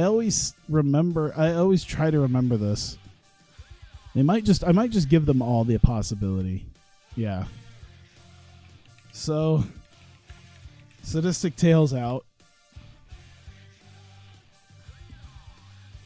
Azumi is excited to show her worth to Kana as her apprentice. All right. The anniversary of one of the best New Japan matches. On this day, never before, never again. Witness Yoshitatsu versus Bone Soldier. Oh, man. I heard, who is it? All Japan that still uses Yoshitatsu? I heard Yoshitatsu still, I think it's All Japan that still uses them. As far as I remember. Let's see here. All Japan Pro Wrestling, yep. February 30 won the World Tag Team Championship with Kento Miyahara. Their reign lasted 22 days. They dropped the belts to the Big Guns. Team with Miyahara. Okay, yeah. Well, that's good for him, I guess. Because, yeah, I mean, I know he's in WWE, people were just like, ah. I can't remember whose shoot it was where they were talking about the fact that Chris Hero, I think it was like Chris Hero was getting released or something, and Sami Zayn was like actively complaining that they're like they're getting rid of Hero, and then he points to like Yoshitatsu and talks about how it's like, and they're letting this fucker stay.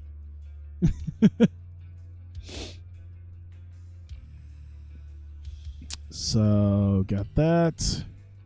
Boom. Yeah, I can't remember. Okay, I did have Kana winning this. Yeah, I can't remember whose shoot it was. But it was basically he was in front of the locker room, like pissed off that they released Chris Hero, Cassius Ohno, Sami Zayn. I know that happened. I swear I heard about that happening.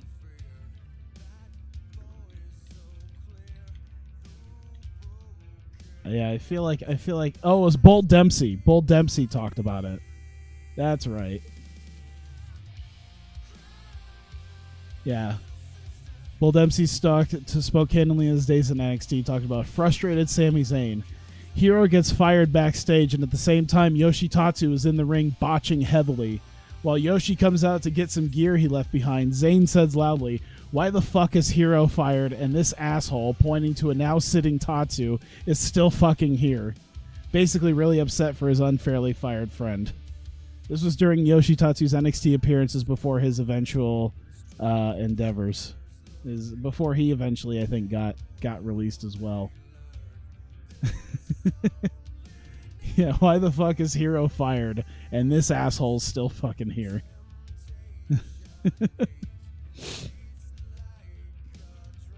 But yeah, either way. Let's see. Okay, so does Sadistic Tales, Leva Corp. I feel like we need to have Leva Bates discussing them. Let's see. Athena, Courtney Rush, they're coming out here. Here we go. Leva Corp out. Leva mocks their unity as cute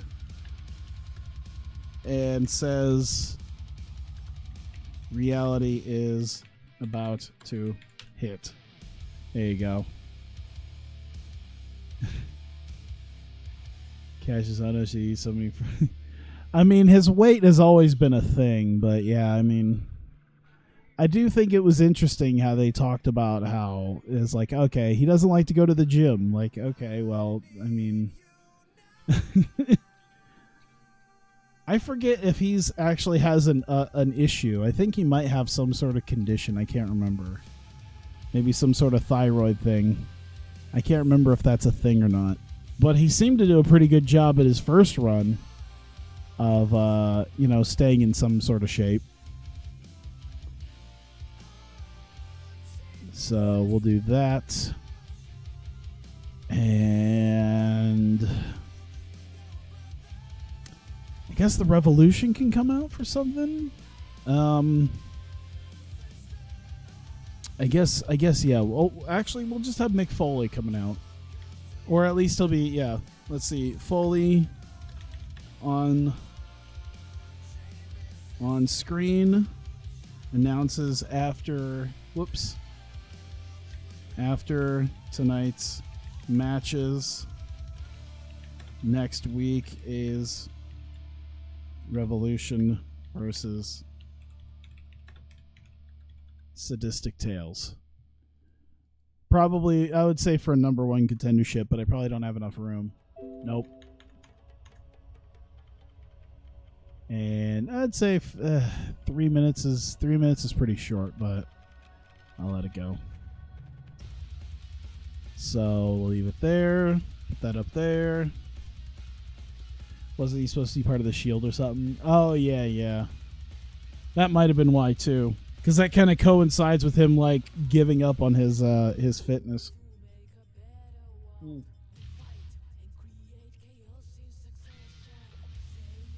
There we go.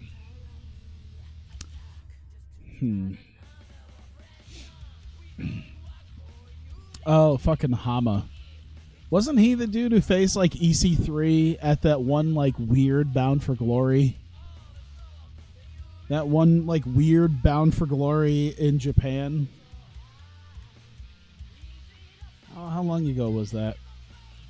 Bound for Glory, looks like 2014. All right, that might have been another fat dude. I don't remember. Let me see here. Bound for Glory 2014. That was in Tokyo. Ian Garza the third versus Ryota Hama. So yeah, I think that was him. But he's Asian. You can't be a Gaijin sumo and Asian. Gaijins are by definition not Asian.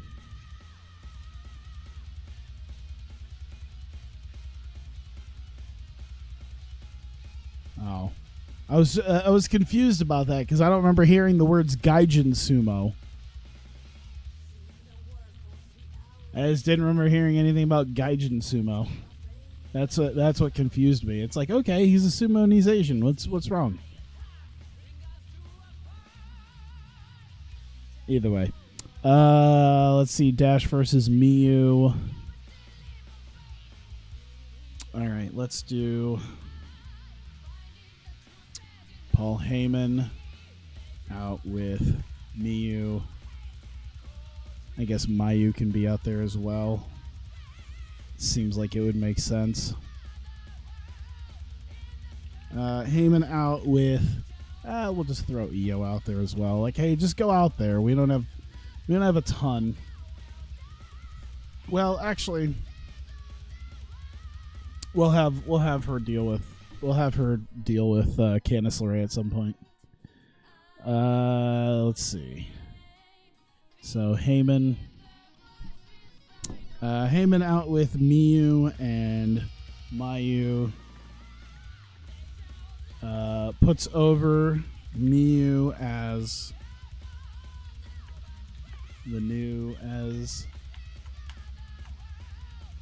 future champion and calls Dash old news.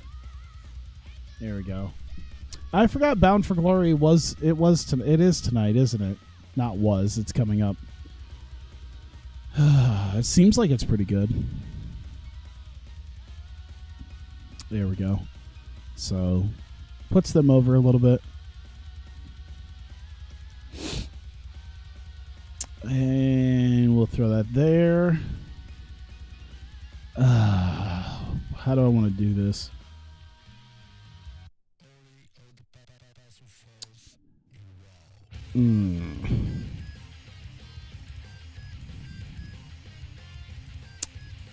I'm trying to think how I want to end this. How do I want to end this?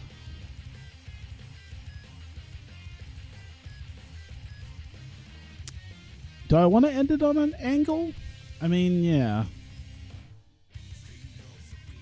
Oh, god damn it. I'm trying to think, like, what is my... This is the go-home show. This is the go-home show. I need an ending for my pay-per-view that makes some semblance of sense. I'm thinking I could end it on Io. I could end it on...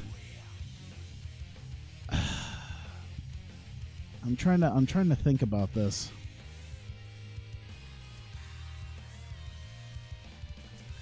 Damn.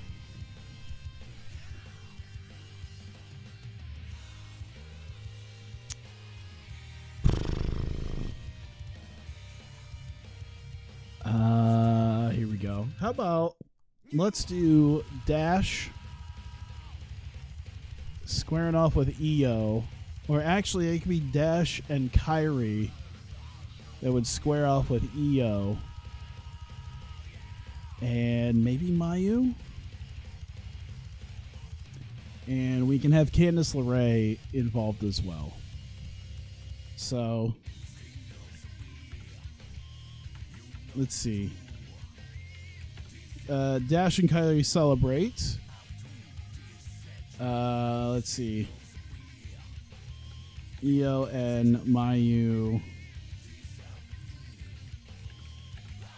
get in their face. Let me think here. LeRae. What's her? Okay, so she does the balls plex, but I don't think she does the balls plex when she fights women. What is like Candice? See, Wikipedia doesn't have this shit anymore, and I have no idea why. There's no fucking reason.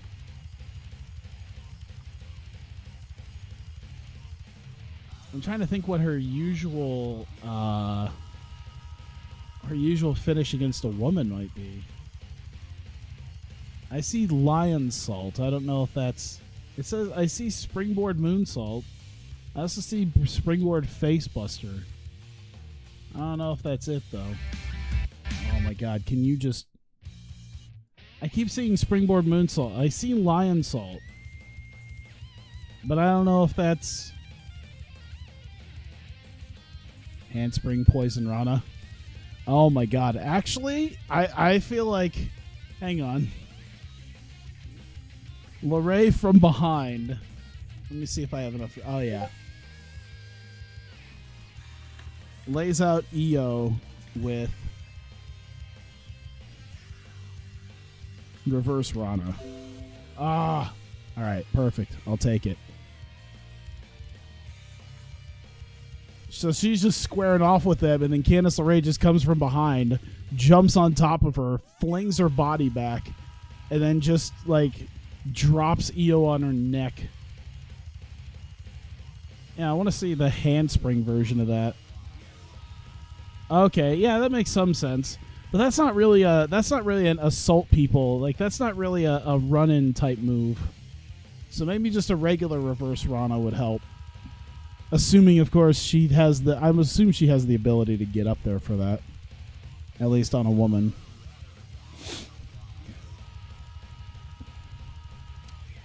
So we could do 4 minutes of that. As Io just lays there like she has her goddamn neck broken. So she's definitely selling. We can work on their overness with that. Because it's kind of a stare down between them. And then, hey, Candice is going to do something. So we can do Dash Kyrie. Io's going to go neutral. She should probably get a medium injury risk for that. I mean, if she's getting dropped on her neck. Let's go low. Because I think there's a lot of... you know what? Fuck it. It makes sense. I'm sketchy about doing that, but... And I'd say it's a major success to someone against Io. It's like, holy shit, here it is, she's doing something. But we should probably like build up to it. So Candice definitely needs to get built up to. LeRae backstage has not heard anything that Io has said. Oh. How about LeRae? LeRae backstage is upset Io is not taking her lightly, or is taking her lightly. Is taking her lightly. Wants to prove that she... let me see this. Good guy. Tyler books injury risk into his angle to reflect real life. And I mean, yeah. I mean, Io could probably do it because she's got a friggin' rubber neck. But I feel like after like Hiromu stuff, maybe they don't all have rubber necks. Oh, I'm gonna have to shut up here in a second while I figure out what I'm gonna say with this.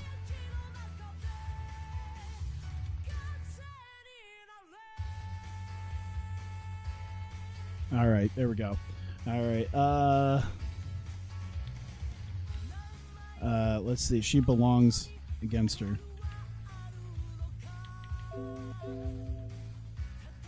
Here, she belongs in the ring.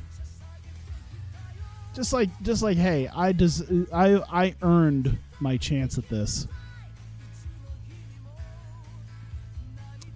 So we'll put that towards the beginning of the night, not think about it until the end of the night. Well, I guess it's not beginning, but, you know, it's still like an hour and a half in between.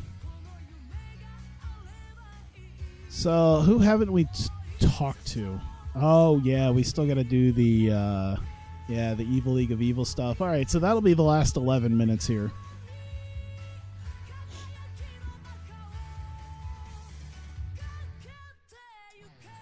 We need to still do that in the... Okay.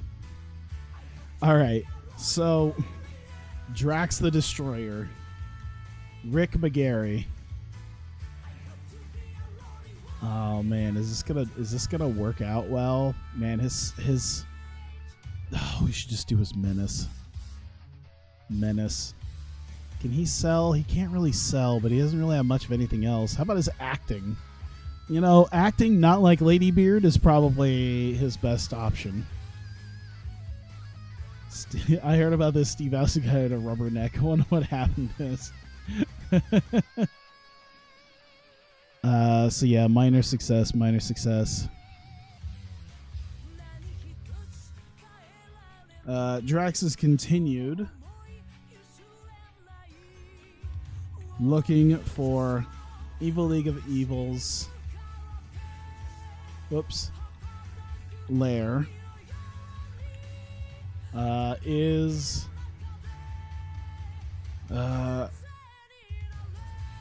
confronted by McGarry,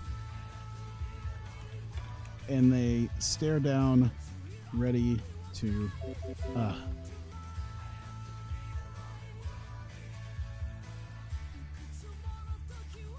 and they stare down. Damn it.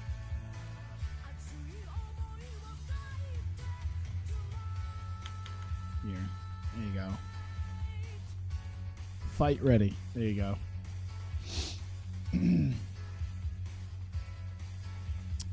And I'd say 6 minutes. Six minutes of that. That's going to be the hot angle right there. Drax the Destroyer has been continuously looking around. Maybe he goes into some place where they would, I don't know where they would fight, but there's that possibility there. And I think I'm going to make that towards the end, because we still have to deal with where is she at? We still have to deal with Kangaroo Jess's genius sister, who needs her push in there. I forgot to get her picture. I never did get her picture in there. Like a dum-dum. Go me. Why am I getting Discord messages? I'm not getting Discord messages. I'm just getting, like, I think something new popping up. I have no idea. Steve Austin, my favorite New Japan wrestler. All right, another 5 minutes. We got Lufisto. We got Carl Anderson. We got Kangaroo Cassidy and Kangaroo Jess. Jess intros her sister Cassidy to Justice Legion in their HQ, and Carl and Lufisto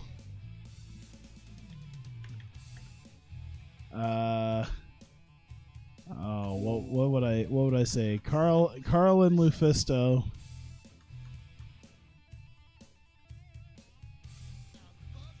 not happy. She seems almost let me see. To Justice Legion, how about I just do it like this? You can just assume that it's in their HQ. Almost as dumb as her. As Jess. And that's 5 minutes right there. Can she talk? Yeah, she could talk. I think she could talk better than Kangaroo Jess, honestly. Oh no, she's got that charisma. Phenomenal. All right. Does this put him over? Why not? The shenanigans the shenanigans that happen meanwhile. We'll put this towards the front though. All of that happens. Meanwhile, there's like serious stuff that's going on with Drax. As he's finally confronting someone from the Evil League of Evil. I think that's it. I think I'm good to go. Hey, Depop, what's up? Brainlet Jess. Brainlet Cassidy.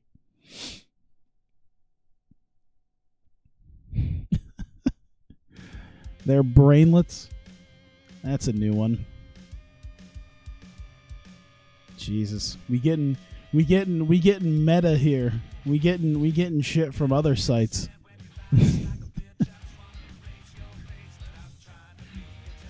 I feel like if you're using manlet and brainlet, the next time I start up Breakout, you're gonna talk about Ding Dog Diddley coming.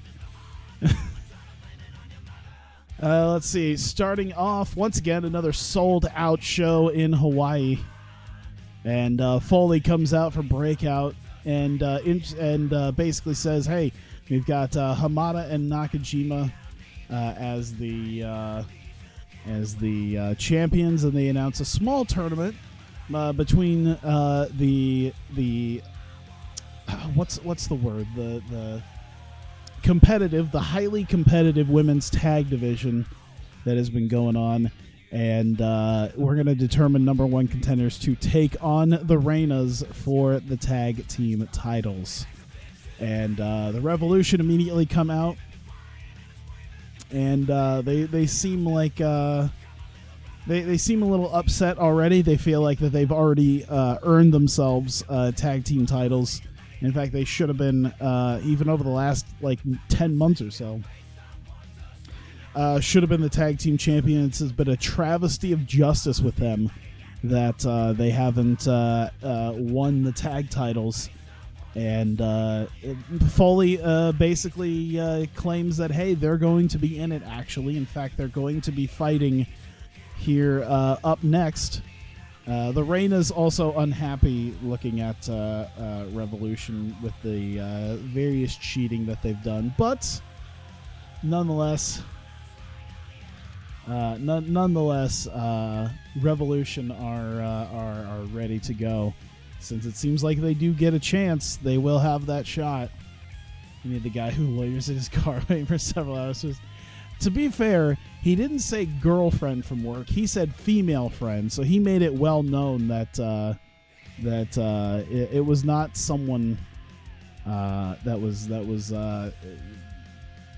he was having any sort of benefits with. And he actually did. I think a few days ago, pop up again to talk about it. So yeah, he basically ended up cutting her off, and the short story is he cut her off, asked for his jewel back, which I don't even know why he gave her the jewel after that nonsense. And she said she lost it in the woods, and I just facepalmed. I'm like, yeah, you're not getting it back. That she has it, but she's not giving it to you. As soon as he said, yeah, I asked for the jewel back, I'm just like, yeah, it's not happening. I can see where this is going. You're not getting it back. She can claim it's lost, but she probably still has it. Either way, hey, a 76 is solid, I gotta say. I can't believe that actually, for some reason, seemed to work out really well. Everything seemed to hit the way it was supposed to, and we managed to get a 76 out of Reika and Maki.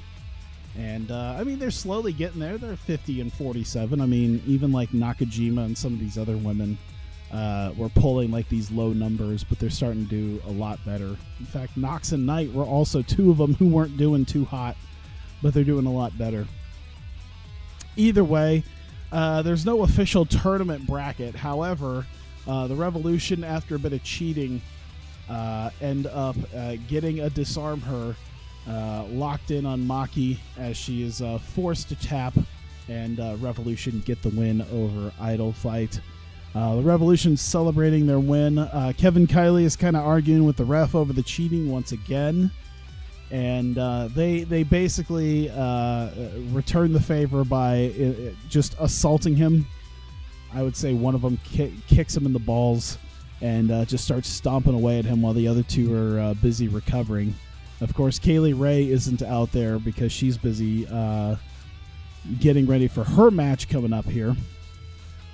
Speaking of, Candice LeRae is backstage. She seems a bit upset that Io doesn't seem to be taking her seriously at all. She knows that she's had a bit of a long losing streak to her, but has been able to turn that around in the last couple of months. And she says that maybe tonight she needs to show Io that she belongs in the ring with her and she deserves, and show her how she has earned her shot at the Hawkeye Pro Women's Championship.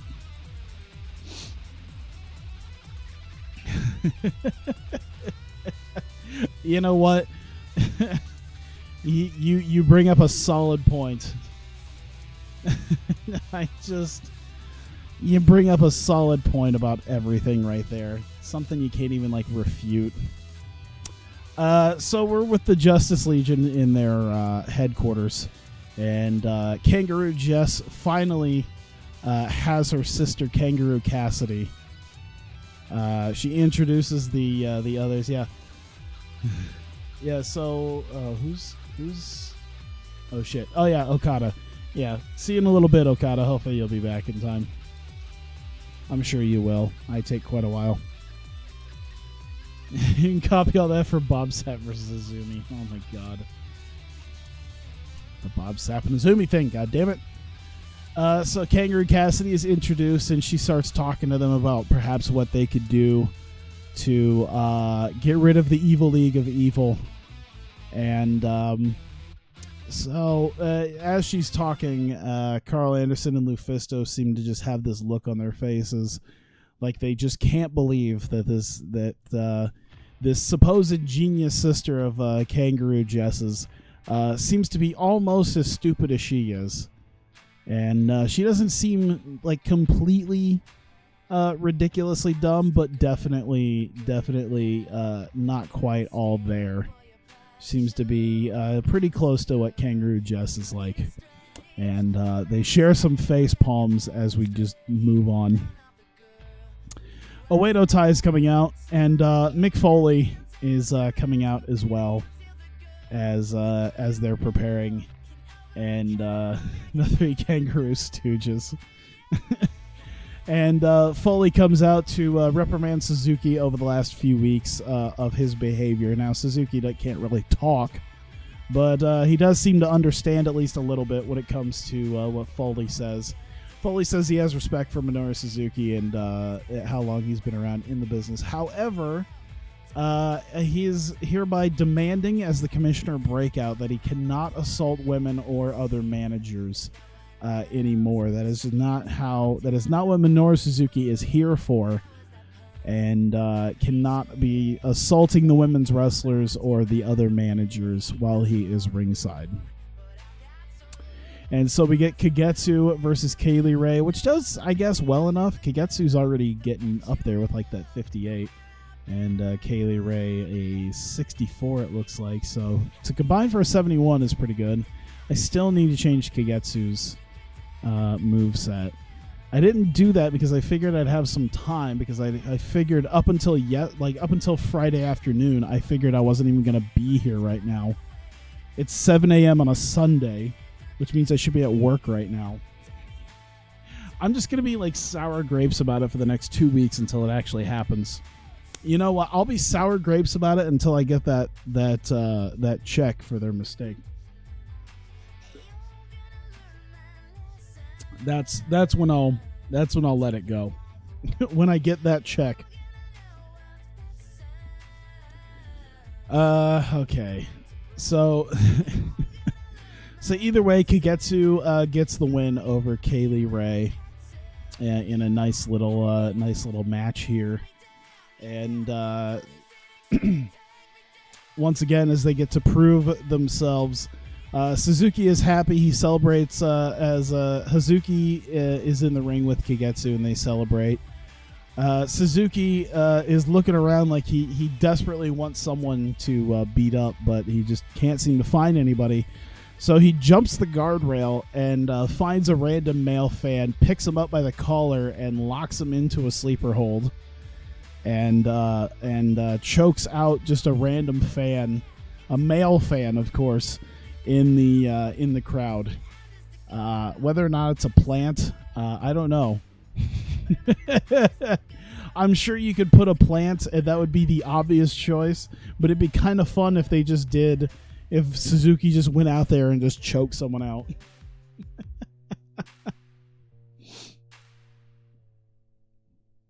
So, yeah, either way, I can't become a responsible adult, have a normal social life, and find true love. I feel like I'll never become any of those things. I'll be a responsible adult in the fact that I'll pay for food and my bills. I don't know about normal social life or finding love. I don't think that'll. I don't see that happening. But either way, let's see here. Sadistic Tales coming out. It sounds like they're going to get an opportunity at that Hawkeye Pro Women's Tag Team Championship. And Azumi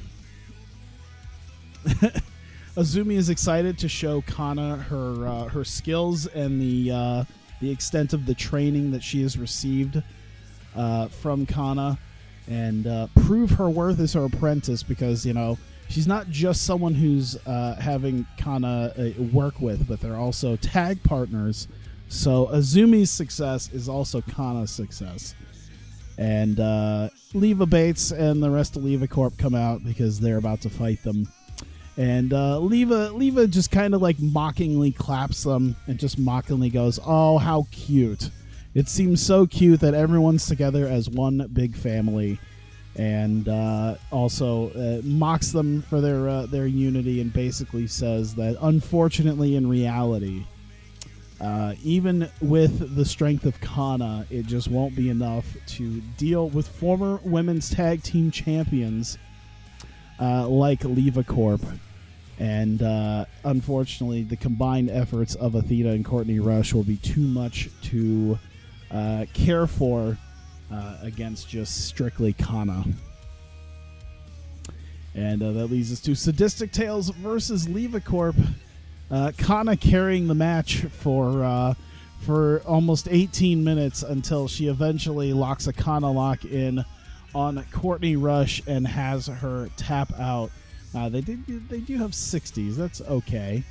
Azumi's got a 56, so she didn't really do that much worse than them. But nonetheless, a solid 82, and Sadistic Tales of getting the win on Leva Corp. As Azumi at least it seems like she is at least somewhat proven her worth, at least right now. And that leads to Mick Foley on the screen in his office.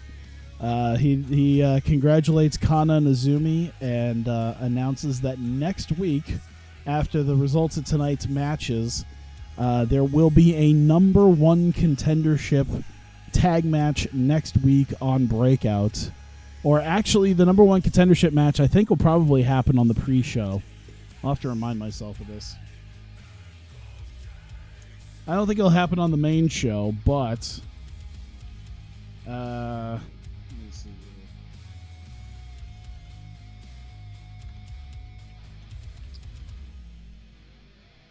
There we go. So on the pre-show for Death Flag, we will have the number one contendership to the Women's Tag Team Championships. It'll be Sadistic Tales and The Revolution. There we go.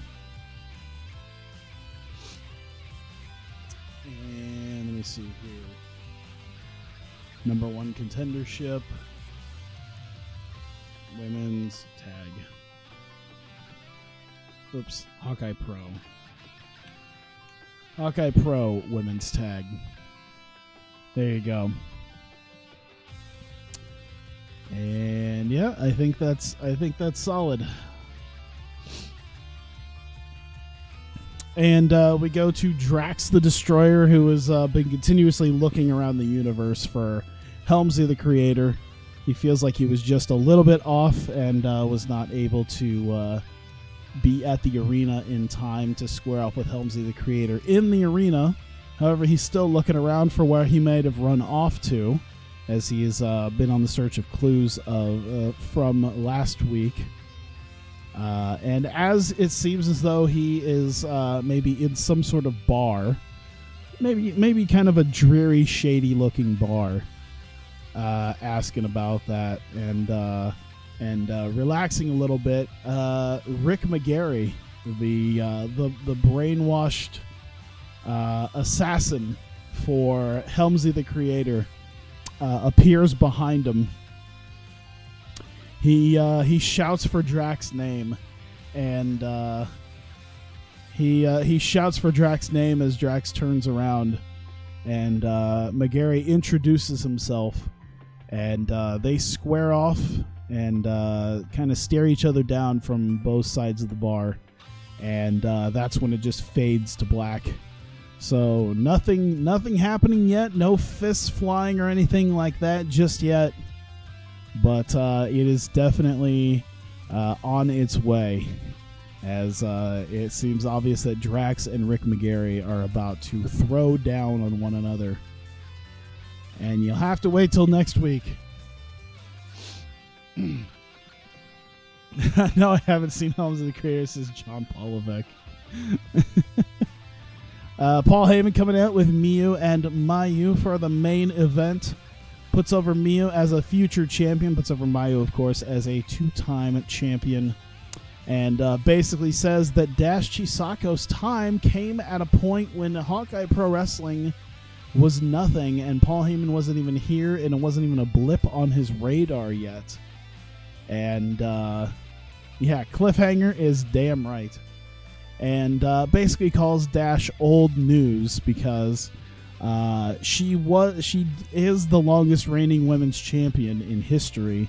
However, that 1 year reign was at a point where they were only doing a couple shows a month, and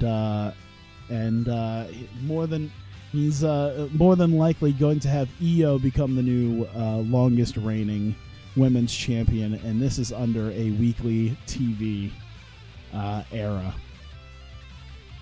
So the basis of it is Dash's old news. Dash versus Miyu. God damn it. Dash carries Miyu. Cripple Dash. And Dash ends up getting the win in about 22 minutes with a hormone splash on Miyu Yamashita.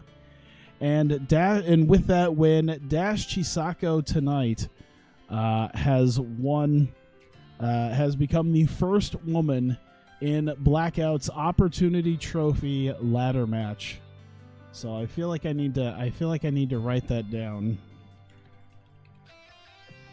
to remember the fact that Dash is in. So next month at Blackout, much like we had last year at Blackout, we had the Women's Opportunity Trophy ladder match, and Dash Chisako, with her win over Miyu tonight, becomes the first official participant in the 2020 Women's Opportunity Trophy ladder match. And Dash and Kairi celebrate. Kairi was out there with Dash as they celebrate. Io was also out there along with Mayu and Miyu, and they confront them as they kind of stare them down, and it seems like something is maybe perhaps about to happen. And as they're having that stare down, Candice LeRae comes up from the crowd and jumps up on Io's shoulders and hits her with a reverse Rana. And thank God nothing happened to Io, because it was a medium. I'm always worried, Nonetheless, Io takes the neck bump with takes it like $1 million and just looks dead on the mat, while Candice scurries out of the ring, hops the barricade, and skips town. And that is how you end the show. 88. I'll take it. I mean, I'll definitely have something. I mean, as long as there's an event where, we'll have some of the breakout stuff, I think it's probably one of our biggest things in breakout right now. Here we go. New champion 0-1. Okay. Let's see if there's anything else. War Machine winning the tag titles in Ring of Honor, because they're still there. NXT did a thing. Here we go. Breakout got a 9.59. I think that's less than... It seems to be drawing less than Adrenaline, but, I mean, it's still doing well.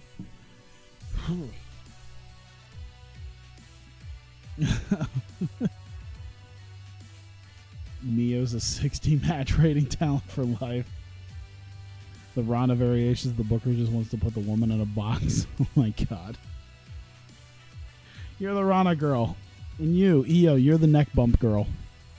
Well, Mayu's also the neck bump girl, but yeah. Let me take a look at this. Okay, so it's up. Okay, so yeah, it was up last week. It was a little bit down, I think. Yeah, it was about 100,000 people less, but this time it seems like it was a solid enough show that we had a slightly bigger audience. So we're almost at 7.2 million people. Oh, I can't wait. Let's just get to Saturday real quick so I can take a quick break. Maybe just grab a bite to eat. Because I'm getting kind of hungry. I haven't eaten in like it's probably been almost like 7-8 hours now that I've actually eaten. So it'd be nice to just have something to just stuff my face with real quick. I went like full fuck it mode today when I woke up. Because I just didn't feel like doing shit. So I just ordered like Pizza Hut. And I don't even order Pizza Hut usually because Pizza Hut kind of sucks, but it's cheap. Let me see here. New Rhett Titus feud against Kyle O'Reilly. Gabe Tuft. Oh fuck. Tyler Rex is the Championship Wrestling from Hollywood Heritage Champion. It seems like not much else happened. Other than some sports networks might have gotten something. That might have been it. Let's see. Everything else is... Yeah, I'm trying to see. Nope. Okay, cool. Keep an eye on that promotion you may buy out. Yeah, there's probably multiple promotions I might buy out because I think there's a lot that might be coming down here. Because I think Wrestle 1 might be on its way out too. Not yet, but I think it's close. Either way, I'm going to save this real quick because it is Saturday. We have Death Flag tonight. So I'm excited for that. Have everything ready and set for that. But yeah, I need just a quick break and some food. And that'll give me time to get myself together. So, yeah, I'll have that. I'll have the pay-per-view for you guys on stream. We'll do that. If you're watching this on YouTube, of course, this is the end of the video. The next video, of course, will be Death Flag 2020. We have arrived there. So, thank you, and I will see you next time.